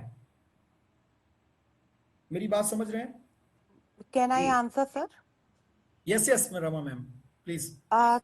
सर, जब ये पॉलिसी बनी तो यहाँ पर विशेषज्ञों को लगा कि बच्चे जो कक्षाओं में आ रहे हैं, जो प्राथमिक कक्षाओं में पहली कक्षा में आ रहे हैं, वो बच्चे जो 3 से 5 साल की जो उम्र होती है ना, उनका ईसीसी जो चल रहा था, लेकिन वो इतना स्ट्रक्चर्ड नहीं था। और जो ब्रेन का डेवलपमेंट है जो कि 85% उस एज तक हो जाता है, तो उसी चीज को। मैडम आपकी की पॉइंट वाली लाइन यही है कि साइकोलॉजिस्ट, मनोवैज्ञानिक पूरे यूनिवर्सल रूप में ये मानते हैं कि बच्चों के मस्तिष्क का 85% डेवलपमेंट शुरुआती 6 वर्षों में होता है। बस इसी बात में आपने सब कुछ कह दिया। और कौन कौन सा डेवलपमेंट होता है? कॉग्निटिव, सोशल, इमोशनल और फिजिकल। हाँ जी सर। तो इसलिए जरूरी, ये इतनी बड़ी स्टेज है, लर्निंग के बिहाफ से इतना अच्छा ये स्टेज है कि 85% डेवलपमेंट हो रहा, और यही मेन स्ट्रीम से बाहर है। इसलिए विशेषज्ञों को लगा कि जब इतना इंपॉर्टेंट रोल है इस एज ग्रुप का, तो ये मेन स्ट्रीम से बाहर क्यों है? इसलिए अर्ली चाइल्डहुड केयर को मेन स्ट्रीम से जोड़ दिया गया। और इसमें 2 चीजें हैं ध्यान में रखने को, कि जो ईसीसी की एज ग्रुप है वो जन्म से 8 वर्ष मानी जाती है। मेरी बात को ध्यान से सुनिएगा, वरना आप कंफ्यूज रहेंगे। ईसीसी जी का एज ग्रुप जो होता है वो जन्म से लेकर के 8 वर्ष तक होता है, पर राष्ट्रीय शिक्षा नीति ने जिस एज ग्रुप को एडॉप्ट किया है ईसीसी के अंतर्गत शिक्षण के लिए, वो है 3 वर्ष से लेकर के 6 वर्ष। क्या इस बात को आप समझ रहे हैं अंतर? हाँ जी सर। जो ईसीसी मानता है कि ईसीसी के अंतर्गत कौन बच्चे आते हैं, तो वो कहता है ईसीसी का जो कोड ऑफ कंडक्ट रूल्स है वो सारी कहता है कि जन्म से लेकर के 8 वर्ष तक बालक। लेकिन विद्यालय में जन्म लिया हुआ बच्चा तो आ नहीं सकता है कि नहीं है? और जो हमारा स्ट्रक्चर है 5+3+3+4, उसमें 5 में जो 3 इयर्स जुड़ा हुआ है वो बाल वाटिका 3 का है। उसके बाद क्लास 1 और 2 है, तो क्लास 1 और 2, क्लास 1 में बच्चा 8 साल का नहीं जाएगा, कितने साल का जाएगा? 6 साल का जाएगा क्लास 1 में। तो यानी 3 से लेकर के 6 वर्ष की आयु तक का बच्चा ईसीसी कैरिकुलम के अंतर्गत बाल वाटिका में हमारे यहाँ इनरोल्ड होता है। Clear it? हाँ जी सर। नेक्स्ट आगे चलते हैं सर, स्लाइड। ये तो ईसीसी का मेन मैप है। अब ईसीसी में थोड़ा उसी पे रहिए सर, उसी स्लाइड पे रहिए, मैं बात कर लेता हूँ, ईसीसी को कंप्लीट कर देता हूँ। सर ने कहा था ईसीसी पर एक अलग से वीडियो लेने के लिए, लेकिन यही मैं कंप्लीट करता हूँ। अब ईसीसी का एज ग्रुप डिसाइड हो गया, तो ईसीसी के एज ग्रुप में जो आपका पेडागोजिकल अप्रोच है वो क्या होगा? कैसे पढ़ाएंगे बच्चे को? कौन सी लर्निंग थ्योरी यूज करेंगे? बिहेवियरिज्म। बिहेवियरिज्म करेंगे sir. Yes, stimulus respondent. Yes, stimulus response. और लर्निंग का जो मीडियम होगा बच्चों का क्या होगा? Sensory motor organs, sensory motor development. ठीक है, हमारा क्या उद्देश्य क्या होगा? सेंसर के माध्यम से उसको नॉलेज। ऐसा कोई चीज नहीं कि बच्चों आप उसको बताने लिए वैल्यू डेवलपमेंट के लिए कहानी सुनाने लगी है और उसी कहानी के सामने हाइपोथेटिकली चीजें रख लिए। नहीं, उसको जो भी कुछ दीजिए उसका माध्यम क्या होना चाहिए? सेंसर्स होना चाहिए, सुन करके, देख करके, टच करके। Clear it? पेडागोजी क्या यूज होगी? कोई बता दे। Toy based pedagogy, toy based, play based, play based, और एक्टिविटी बेस्ड। कोई आप में से मुझे बता सकता है व्हाट इज डिफरेंस क्या है प्ले, गेम और एक्टिविटी में? प्ले, गेम एंड एक्टिविटीज, जल्दी से थोड़ा सा एक्टिव हुई है। I believe play is free. Activity में हम खुद भी कुछ करते हैं। I believe play is free. There is no rule regulation. Whereas in a game, there might be rules set by the teacher. activity also is, controlled by the teacher. That's what I believe. Ma'am जैसा आपने कहा है कि play जो free होता है, जब आप एनसीएफ पढ़ेंगी तो उसमें टाइप्स ऑफ प्ले दिया है। उसमें टाइप्स ऑफ प्ले में फ्री प्ले एक अलग होता है, गाइडेड प्ले अलग होता है। फ्री प्ले में क्या होता है, कोई रूल रेगुलेशन नहीं होता है, टीचर छोड़ देता है, बच्चे अपने नियम के अनुसार करते हैं, ये फ्री प्ले होता है। पर जो गाइडेड प्ले होता है उसमें टीचर अरेंजमेंट में जाते हैं अरेंजमेंट नहीं, कभी कभी अरेंजमेंट में भी टीचर, जहां जिस गेम नहीं, में नहीं, टीचर जब जाते हैं तो छोड़ते का जाओ खेलो होता। जब जिस गेम में टीचर बच्चों को छोड़ दिया है वो उसमें इन्वॉल्व नहीं है, उसको फ्री प्ले कहते हैं। पर आप समझ लीजिए, free play, game and activities, activities planned होगी, पूरी तरीके से प्लान्ड होगी, ऑब्जेक्टिव ओरिएंटेड होगी, लर्निंग आउटकम ओरिएंटेड होगी। Clear it? क्योंकि एक्टिविटीज सडन नहीं की जा सकती। I am right Anju ma'am? Yes sir. Play क्या है? प्ले को एनसीएफ ने डिसाइड किया है कि गाइडेड प्ले होगा, लीडेड प्ले होगा, टीचर लीड करेगा, टीचर भी खेलेगा और ऑब्जर्व भी करेगा, असेसमेंट भी करेगा, ठीक है। और फ्री प्ले में टीचर इन्वॉल्व नहीं होगा, असेसमेंट नहीं करेगा, छोड़ देगा। गेम, अब गेम क्या है in terms of as a pedagogy in Bal Vatika, कि गेम्स के कुछ रूल होते हैं, गेम्स में पार्टिसिपेंट्स तय होते हैं। कोई भी खेल गेम नहीं हो जाता, कोई भी मतलब प्ले गेम नहीं हो सकता है। गेम्स के अपने कुछ रूल रेगुलेशन है, टाइम फ्रेमिंग है, और उसमें सबसे ज्यादा असेसमेंट होता है, इन्वॉल्वेशन होता है मोटर स्किल्स का। एक्टिविटीज मोटर स्किल बेस्ड भी हो सकती है, नॉन मोटर स्किल भी हो सकती है। Clear it? मेंटल एक्टिविटीज भी हो सकती है। यस, तो प्ले, गेम एंड एक्टिविटीज, इस तरीके से असेसमेंट। मैंने बताया कि एज ग्रुप क्या है, सेंसरी बेस्ड। यस, मैंने बताया कि जो ईसीसी की एज ग्रुप क्या होता है, ईसीसी के बच्चों का को पढ़ाने के तरीके क्या होते हैं, मेथड्स क्या होते हैं। अच्छा, असेसमेंट कैसे करेंगे छोटे बच्चे का? सर ऑब्जर्वेशन, प्रसन्नजी का मतलब? Yes, one observation. दूसरा checklist, His interaction with others, with his friends. Observation, checklist, interaction, anecdotal notes sir. आपको आता है? एनेक्डोटल एंड पोर्टफोलियो, दोनों में अंतर समझते हैं आप लोग? सर पोर्टफोलियो तो ये है बच्चे की जितनी भी गतिविधियां हैं उनका रिकॉर्ड रखा हुआ है, इट कंप्राइजेस एवरीथिंग। और एनेक्डोटल में होगा जो बच्चे का कक्षा में जो व्यवहार चल रहा है ना, उसकी उसने चेकलिस्ट बना रखी है। सॉरी, उस एनेक्डोटल में जो भी बच्चा उसका जो भी क्वालिटी बच्चा डिपिक्ट कर रहा है, उसको रिकॉर्ड एक टीचर मेंटेन कर रहा है। बिल्कुल बिल्कुल। तो इस तरह से एनेक्डोटल रिकॉर्ड भी है उसका। और आपने एचपीसी का नाम सुना है, होलिस्टिक प्रोग्रेस कार्ड? बाल वाटिका में एचपीसी को लागू किया गया होलिस्टिक प्रोग्रेस कार्ड। वो किस तरीके से वो डेवलप कर रहा है, क्योंकि हम होलिस्टिक अप्रोच की बात कर रहे हैं, तो होलिस्टिक प्रोग्रेस कार्ड भी उसके असेसमेंट का एक तरीका है, जिसमें अलग अलग तरीके से उसको असेस किया जाता है। और एक शब्द आया है 360 डिग्री असेसमेंट। आपको सभी को पता है 360 डिग्री असेसमेंट क्या है? Yes sir. हाँ, क्या कोई बता सकता है? एक लाइन में डिफाइन करिए, what is 360 assessment? To assess the child from all the angle.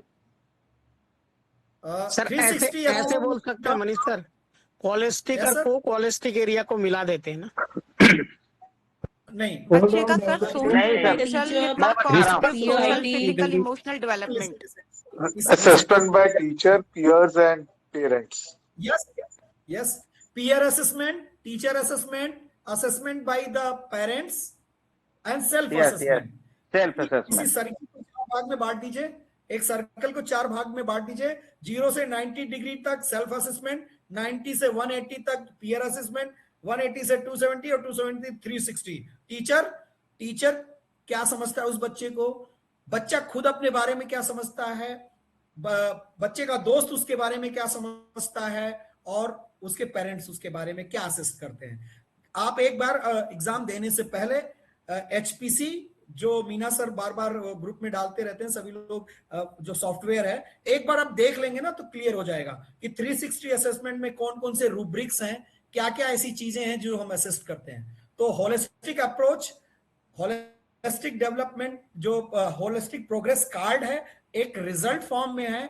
360 degree assessment, उसके चारों तरफ से किया गया मूल्यांकन, जिसमें peer assessment, teacher assessment, self assessment and guardian या पेरेंट्स असेसमेंट है। तो इस तरीके से ECCE, बाल वाटिका और FLN का टारगेट इतना ही मैंने रखा है तो बहुत ब्रॉड, पर इतना ही। आपको कोई क्वेश्चन पूछना है या नेक्स्ट, क्योंकि अभी जो एक टॉपिक है बहुत ही as a principal, as a PGT या जो भी हाई लेवल के एग्जाम है, उनमें बहुत ज्यादा रोल रहना है, और मैं आज उस कंटेंट को खत्म करूंगा चाहे वो 11 बज जाए। Clear it? Yes, sir. अब आते हैं कॉम्पिटेंसी बेस्ड लर्निंग या कॉम्पिटेंसी बेस्ड लेसन प्लान। इस प्लान पर आने से पहले थोड़ा हम डिस्कस कर लेते हैं व्हाट इज कॉम्पिटेंसी, क्योंकि मैं पहले बात करूंगा 3 फ्रेम में: competency based education, competency based learning and competency based assessment. Sir Dewangan sir आप लिख सकते हैं CBE competency based. Yes sir, आप इसी पे लिख सकते हैं साइड में रेड कलर की पेन से लेकर के। CBE competency based education, CBL competency based learning, CBA competency based assessment. इन सभी चीजों का, और अच्छा आजकल एक टर्म आ रहा है, बहुत यूज हो रहा है, जो कंफ्यूजन क्लियर कर देता है, CBT, जो कंप्यूटर बेस्ड टेस्ट है, वो भी इसका फुल फॉर्म है, और कॉम्पिटेंसी बेस्ड टेस्ट, ये दोनों इसका CBT का 2 फुल फॉर्म है, कंप्यूटर बेस्ड टेस्ट या कॉम्पिटेंसी बेस्ड टेस्ट। जो इससे पहले LD के एग्जाम हुए थे वो CBT बेस्ड हुए थे, आपके अब पेन पेपर टेस्ट हो रहे हैं, इससे पहले जो एग्जाम हुए थे CBT बेस्ड हुए थे। अब मैं बात करता हूं सबसे पहला क्वेश्चन, इसमें सभी लोग अपना अपना रिस्पॉन्स माइंडसेट करें, कुछ लोग दें, कुछ लोग जज करें। What is the meaning of competency? जाकर कॉम्पिटेंसी समझ लेंगे तो एजुकेशन समझ लेंगे, असेसमेंट समझ लेंगे, लर्निंग समझ लेंगे। तो what is the main meaning of competency? Anybody? Focused on skills, domains. Yes, और कोई? Inherent capability. Preeti madam. Yes Preeti ma'am. Sir, कोई भी ability to perform any task effectively by applying your skill, knowledge. ठीक है, जितने आप सभी लोग बोल रहे हैं उसमें से मैं की पॉइंट्स निकाल करके डिफाइन करने जा रहा हूं, नोटेट कर लीजिएगा कहीं नहीं। कॉम्पिटेंसी क्या है? कॉम्पिटेंसी में पहली चीज जो होनी चाहिए वो है नॉलेज। कॉम्पिटेंसी क्या है? पहली चीज है knowledge plus skill plus ability and plus behaviour. 4 चीजें अगर हैं तभी कहा जाएगा कि कॉम्पिटेंसी है, अदरवाइज नहीं। सिर्फ नॉलेज है नहीं, सिर्फ नॉलेज और स्किल है, दोनों है, फिर भी नहीं। नॉलेज स्किल के साथ एबिलिटी भी हो, और एबिलिटी किस में हो? वो बिहेवियर में हो। तो इन सारी चीज का कंपोजिशन है, यानी कॉम्पिटेंसी कोई एक चीज नहीं है। स्किल कह दिए, एबिलिटी कह दिए या बिहेवियर कह दिए, ये इन चारों चीजों का कॉम्बिनेशन है। कौन कौन सी चीज? नॉलेज, बताते जाइए। नॉलेज, स्किल और एबिलिटी एंड बिहेवियर। अगर कॉम्पिटेंसी को डिफाइन करना है तो इन्हीं 4 टर्म्स में होना चाहिए। अगर इसमें से कोई भी टर्म्स छूट गया तो आपने कॉम्पिटेंसी को नहीं डिफाइन किया। और अगर आपकी शिक्षा में ये 4 चीजें हैं, आपकी लेसन प्लान में ये 4 चीजें हैं, लर्नर्स के अंदर आप ये 4 चीजें डेवलप कर रहे हैं और इन चारों चीजों का असेसमेंट कर रहे हैं, तो वो कहा जाएगा competency based education, competency based learning and competency based assessment. अगर आप एबिलिटी को नहीं मेजर कर रहे हैं, रियल लाइफ में वो अपने नॉलेज का यूज कर पा रहा है कि नहीं, ये नहीं मेजर कर पा रहे हैं, तो आपकी कॉम्पिटेंसी बेस्ड असेसमेंट नहीं है। सिर्फ नॉलेज का असेसमेंट करना कॉम्पिटेंसी बेस्ड असेसमेंट नहीं है। Clear it? कॉम्पिटेंसी डिफाइन हो गया?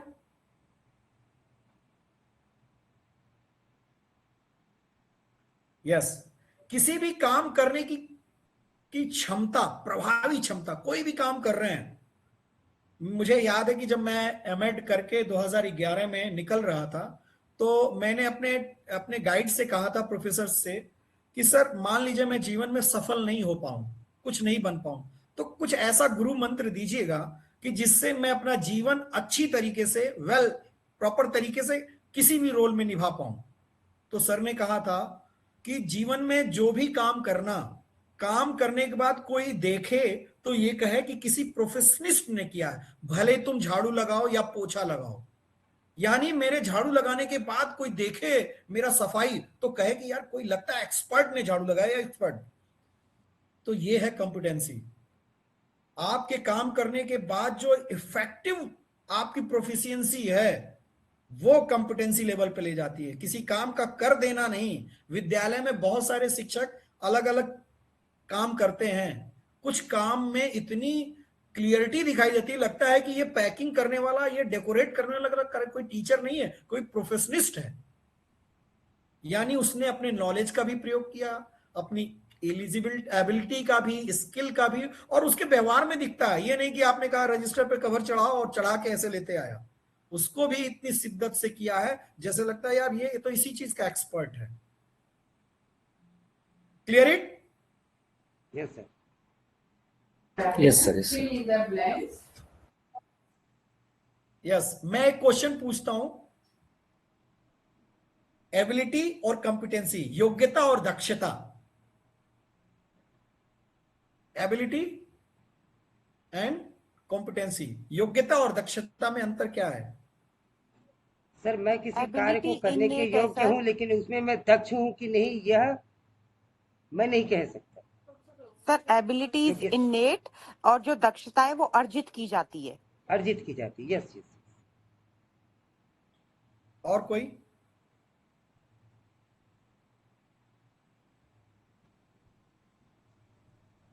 अच्छा, आपने कोई भी काम, जैसे एक एग्जांपल दे रहा हूं कि मैं कंप्यूटर सीएस हूं या मैं कोडिंग कर सकता हूं, मैं कोडिंग कर सकता हूं, इस स्टेटमेंट में मेरी क्या चीज प्रदर्शित होती है?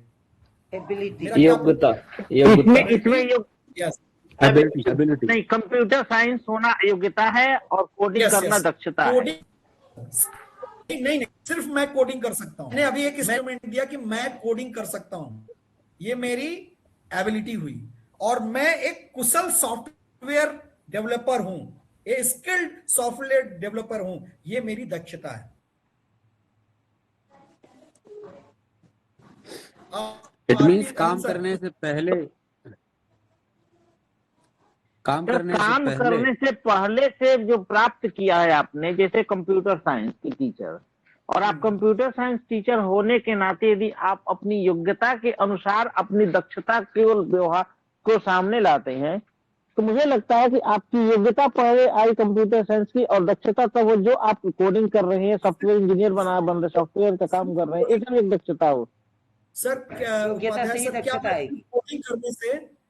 मैं सिर्फ कोडिंग करने से एक स्किल्ड मेरे अंदर कॉम्पिटेंसी होगी सॉफ्टवेयर डेवलपर की? मैं सिर्फ कोडिंग कर पा रहा हूं? नहीं, नहीं, अब उसमें आप आगे बढ़ेंगे। सिर्फ कोडिंग नहीं, सिर्फ कोडिंग नहीं। तो अगर सिर्फ कोडिंग की बात आएगी तो वो एक एबिलिटी है, सिर्फ एक योग्यता है। हाँ, यस, सिर्फ कोडिंग ही तो एक।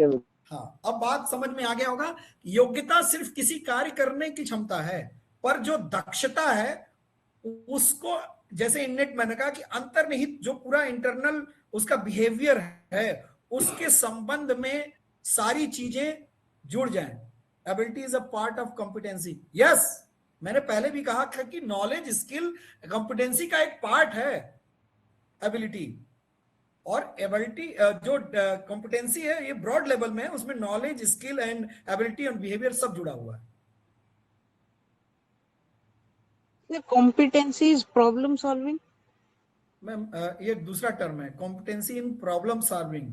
तो पर्टिकुलर प्रॉब्लम सॉल्विंग की कॉम्पिटेंसी है ना, अलग अलग चीजों की कॉम्पिटेंसी होती है, पर सिर्फ अगर कॉम्पिटेंसी की डिफाइन करेंगे तो उसमें प्रॉब्लम का पहले प्रॉब्लम को आइडेंटिफाई करने का नॉलेज होना चाहिए, फिर प्रॉब्लम के साथ लड़ने की स्किल होनी चाहिए, फिर एबिलिटी भी तो होनी चाहिए प्रॉब्लम को टैकल करने का, और उसके व्यवहार में भी होना चाहिए। अच्छा, मैं प्रॉब्लम सॉल्वर हूं, प्रॉब्लम को सॉल्व करता हूं, मैं मेरे जीवन में मैं आपको सिखा रहा हूं कि किस तरीके से प्रॉब्लम सॉल्व करता है, पर मेरे ही जीवन में कहीं प्रॉब्लम आ गई और मैं उसी को सॉल्व नहीं कर रहा हूं, मेरे बिहेवियर में नहीं है, सिर्फ मैं आपको एक्सप्लेन तो कर दिया कि कर लीजिए प्रॉब्लम ऐसे सॉल्व।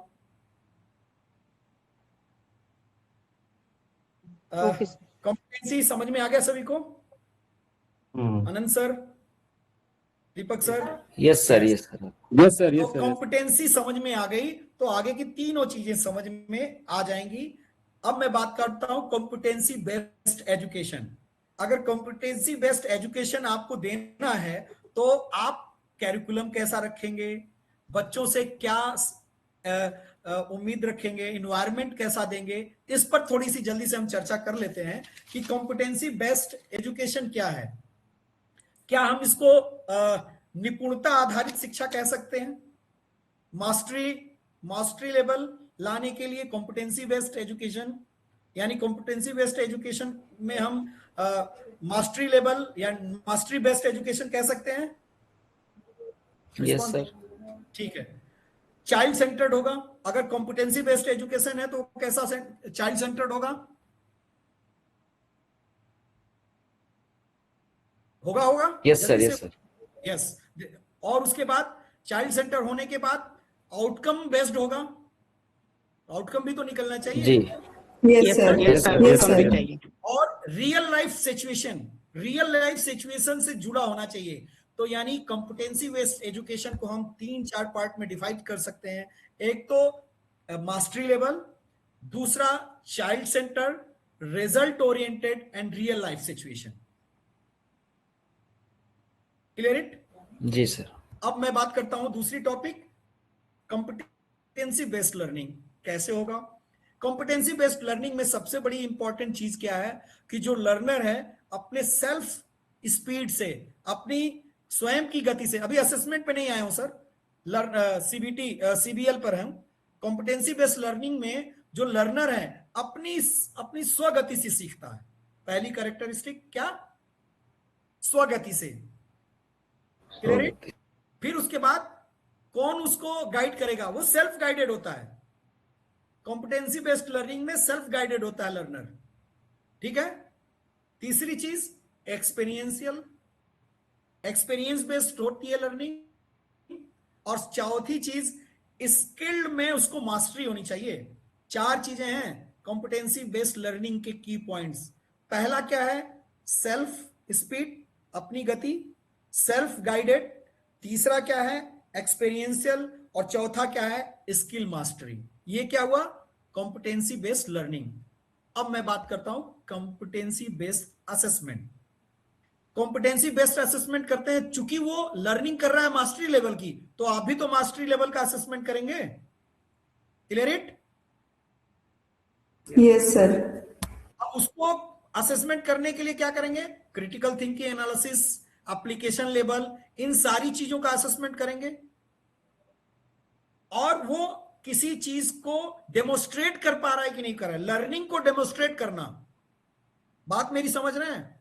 किसी लर्निंग को डेमोस्ट्रेट करना ये कॉम्पिटेंसी का पार्ट होता है। मुझे बहुत ज्यादा ज्ञान है, पर अब मैं कहूं कि उसको जरा डेमोस्ट्रेट करो, और मैं डेमोस्ट्रेशन में शरीर के वो सारे ऑर्गन्स, पार्ट, बिहेवियर चीजें यूज होती हैं। तो अगर हम लर्निंग को कॉम्पिटेंसी बेस्ड असेसमेंट करते हैं तो हम ये देखना चाहते हैं कि वो डेमोस्ट्रेट कर पा रहा है कि नहीं लर्निंग को, by practical, by doing, by experiential और बहुत अन्य तरीकों से। और दूसरा एविडेंस बेस्ड, आपका जो असेसमेंट होता है वो एविडेंस बेस्ड होना चाहिए, उसके लिए कुछ एविडेंस होना चाहिए। ये नहीं कि अच्छा ठीक है मनीष तुम्हारे पास नॉलेज है, मुझे पता है कि तुम कर लोगे या कर रहे होगे। एविडेंस कहाँ है? आपने जो लर्न किया, जो कंपिटेंसी हासिल की, उसका एविडेंस क्या है? प्रैक्टिकल फॉर्म में है कि नहीं है, उसको हम डेमोस्ट्रेट फॉर्म में देख सकते हैं कि नहीं देख सकते हैं, उसके रिकॉर्ड्स क्या हैं, उसका हम कोई जजमेंट सीट क्या है, कोई ऑब्जर्वेबल सीट है, ये सारी चीजें हमको साक्ष्य के रूप में होनी चाहिए। तो मैंने 3 चीजें बताई। सीबीई कॉम्पिटेंसी बेस्ड एजुकेशन, जो मास्टरी लेवल पे आधारित होनी चाहिए, ऐसी शिक्षा जो मास्टरी लेवल का इन्वायरमेंट तैयार करने के लिए दी जाए। चाइल्ड सेंटर्ड होना चाहिए, रिजल्ट ओरिएंटेड होना चाहिए और रियल लाइफ बेस्ड होना चाहिए, ऐसा एजुकेशन। कॉम्पिटेंसी बेस्ड लर्निंग क्या है? सेल्फ स्पीड होना चाहिए, सेल्फ गाइडेड होना चाहिए, एक्सपीरियंशियल बेस्ड होना चाहिए और स्किल्ड में मास्टरी हासिल हो जाए, ऐसी लर्निंग। और सीबीए यानी कॉम्पिटेंसी बेस्ड असेसमेंट क्या है? वो स्पेसिफिक एबिलिटी और स्किल को असेसमेंट करने के लिए होना चाहिए। दूसरी चीज, डेमोस्ट्रेट कर पा रहा है कि नहीं पा रहा है, इसका असेसमेंट होना चाहिए और एविडेंस बेस्ड होना चाहिए। इस तरीके से competency based learning, competency based assessment, competency based education, तीनों सारी चीजें इसमें मैंने इंक्लूड की है। अगर आपको इसमें से कोई क्वेश्चंस अगर समझ में नहीं आया हो तो मैं बताता चलूं कि जब आप एनसीएफ पढ़ेंगे तो अब जो मैं चीज यूज करने जा रहा हूं, कॉम्पिटेंसी बेस्ड लेसन प्लानिंग। क्या करेंगे? तो कॉम्पिटेंसी बेस्ड लेसन प्लानिंग में आपको एनसीएफ ने कहा कि CG, what is the full form of CG? Curricular goal. क्या? Curricular goal, CG, Curricular goals. अच्छा, कितने कैरिकुलर गोल्स दिए हैं एनसीएफ ने? 13। कितने दिए हैं?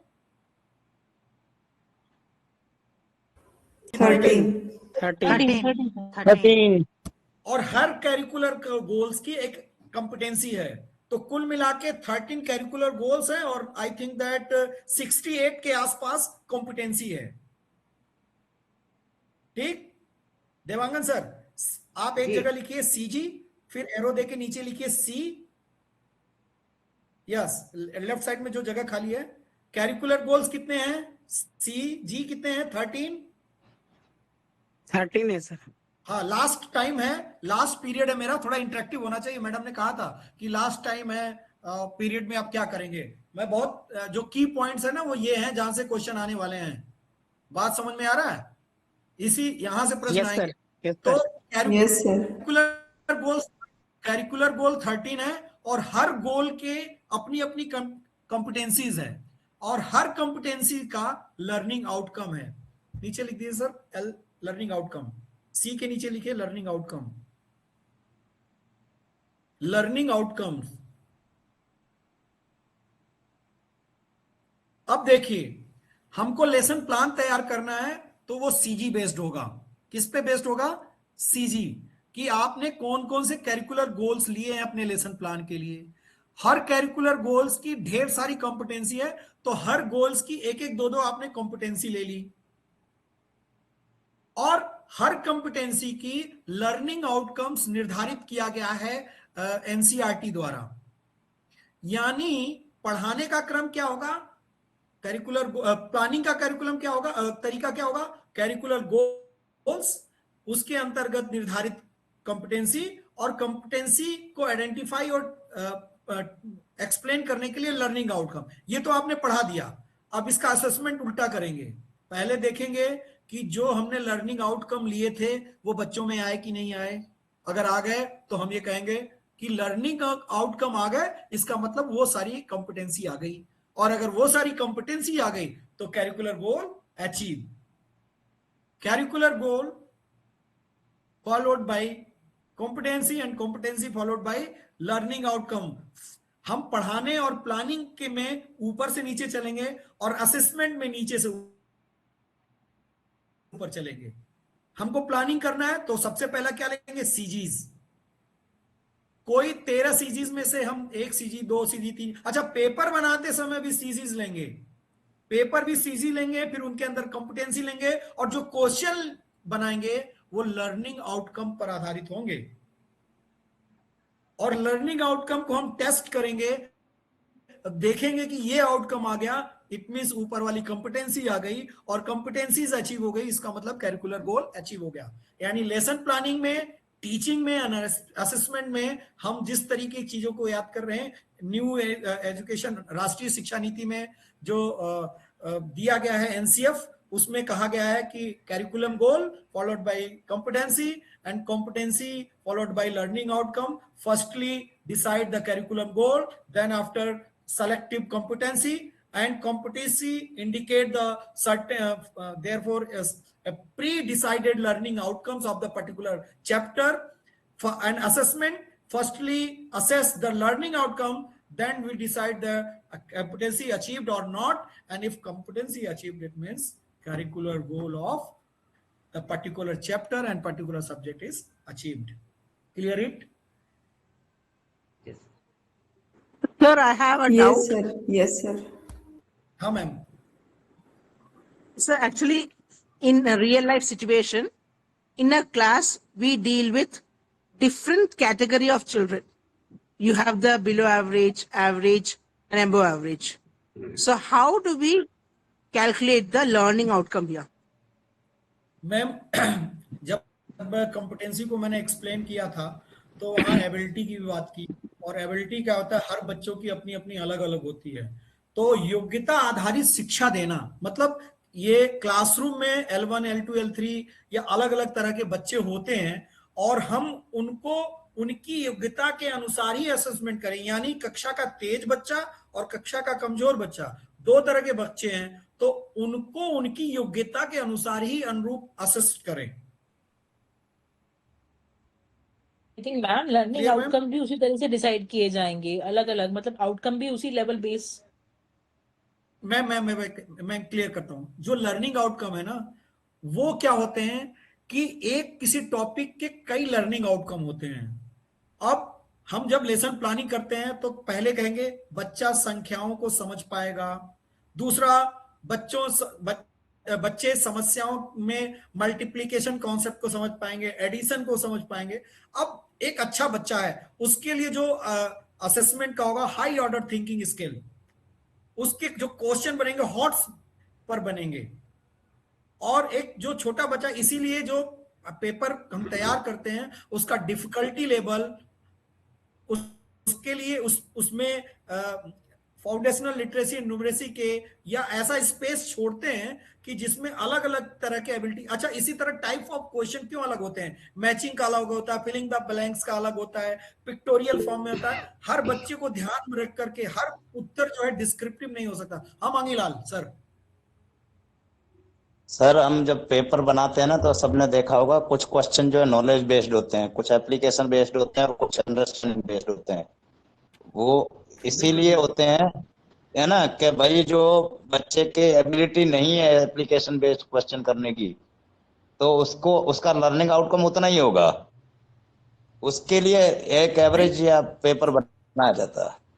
सर कॉम्पिटेंसी बेस्ड जो टेस्ट होता है उसमें भी एक लोअर लेवल कॉम्पिटेंसी होती है, एक मिड लेवल कॉम्पिटेंसी होती है, एक हाई लेवल। जो सर बोल रहे हैं, जो सर बोल रहे हैं एक्चुअली वो तो अलग चीज हो गई सर। मेरे वो भी एक कॉम्पिटेंसी है ना सर। नहीं, नॉलेज अंडरस्टैंडिंग और ये सब तो हमें हर बच्चे का चेक करना है कि वो कितना समझा, कितना एप्लीकेबल कर पा रहा है, कितना क्रिटिकल। एप्लीकेशन तभी उसको आएगी जब उसमें वो कॉम्पिटेंसी डेवलप हो चुकी होगी, नहीं तो एप्लीकेशन कैसे सॉल्व करेगा।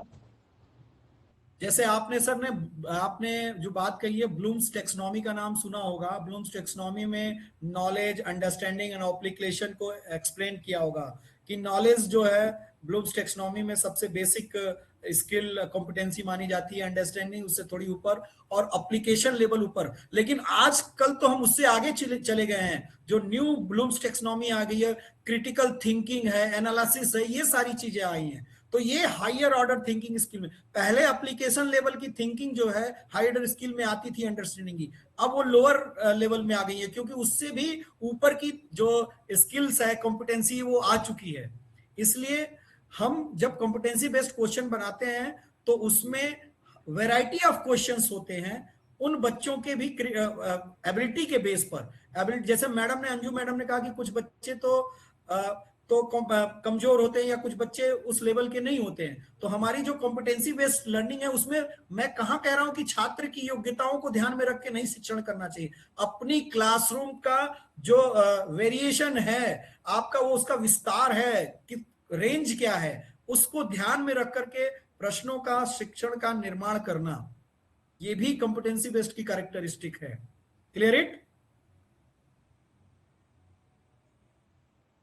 अगर मैं कहूं कि सीबीए कॉम्पिटेंसी बेस्ड असेसमेंट को एक लाइन में कोई बताए, इन वन लाइन, 2 और 3 वर्ड्स, कोई बता सकता है? देखिए मैं बीच बीच में आपका असेसमेंट भी कर रहा हूं, सिर्फ मैं पढ़ाने के बाद मैं जानना चाहता हूं आप एक लाइन में में कैसे एक्सप्लेन करेंगे। What is competency based assessment? Evidence based assessment. Sir,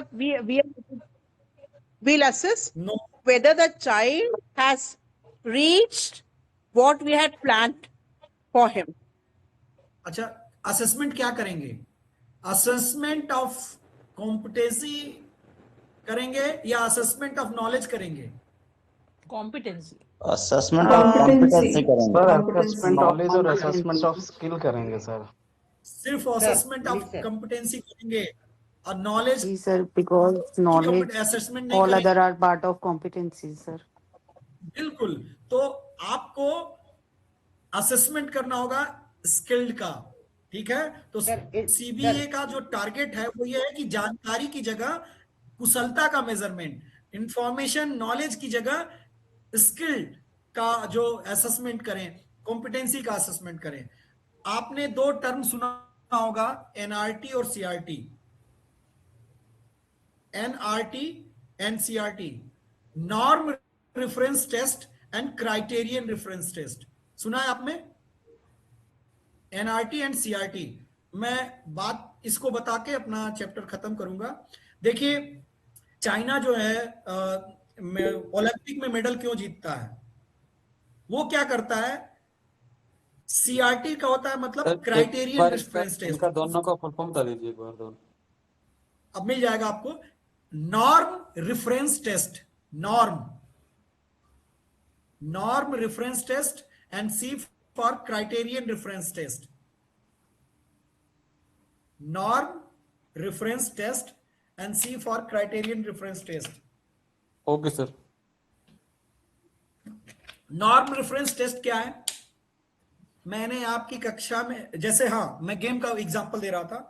Japan क्या करता है, अपने एक छोटे से गांव में दौड़ कराता है और क्राइटेरिया निर्धारित करता है कि 100 मीटर की दौड़ जो है, जो 9.8 सेकेंड में दौड़ लेगा, उसको मैं ओलंपिक में भेजूंगा। गांव में दौड़ाया, कोई नहीं मिला। डिस्ट्रिक्ट में दौड़ाया, कोई नहीं मिला। पूरे देश में दौड़ाया, कोई नहीं मिला। ओलंपिक में नहीं भेजा। ठीक, नॉर्म रेफरेंस टेस्ट, क्योंकि उसने क्राइटेरिया निर्धारित की थी। और नॉर्म रेफरेंस टेस्ट क्या है? जैसे हमारे यहाँ भारत में होता है, गांव में दौड़ाया, जो लड़का फर्स्ट आया उसको जिले में दौड़ा दिया, जो लड़का फर्स्ट आया उसको स्टेट में दौड़ा दिया, जो लड़का फर्स्ट आया वो इंडिया में दौड़ाया, और जो लड़का फर्स्ट आया पूरे इंडिया में उसको भेज दिया ओलंपिक में, वो हार के चला आया। क्यों? क्योंकि देखा ही नहीं कि जो दौड़ रहा है वो 10-10 मिनट लगा रहा है दौड़ने में, 10-10 सेकेंड लगा रहा है या ज्यादा समय लगा रहा है। जैसे सीटेट के एग्जाम में 60% एक क्राइटेरियन टेस्ट है। ठीक, जो नेट का एग्जाम होता है, वो क्या करता है? पहले क्राइटेरियन लगा देता है, और जब क्राइटेरियन में लोग पास हो जाते हैं तो नॉर्म्स लगाता है कि अब इसमें से जो सबसे ज्यादा पाया है, एक कक्षा में 10 में 3 नंबर पाने वाला बच्चा फर्स्ट आया। क्यों? क्योंकि बाकी सब बच्चे 3 से कम आए थे। ये नॉर्म रेफरेंस टेस्ट है। और एक कक्षा में जो 60% से ऊपर आएगा वो फर्स्ट डिवीजन होगा। ये क्राइटेरियन रेफरेंस टेस्ट है। तो अभी जो था, जो 40% मार्क्स पाने हैं कम से कम क्वालिफाई के लिए, वो क्या है, कौन सा टेस्ट है? क्राइटेरियन। ठीक है, तो अभी जो आपने टायर 1 दिया है, आप विद इन द ग्रुप, आप अपने सब्जेक्ट ग्रुप में कैटेगरी वाइज जो रेंज है उसमें से सीट का 10 गुना ऊपर से टॉप 10, ये नॉर्मल रेफरेंस टेस्ट है। इसीलिए क्या हुआ है, कुछ सब्जेक्ट में अधिक नंबर पाने वाले भी क्वालिफाई नहीं है कुछ कैटेगरी में, और कुछ सब्जेक्ट और कुछ कैटेगरी में कम नंबर पाने वाले भी टायर 1 क्वालिफाई है। राइट?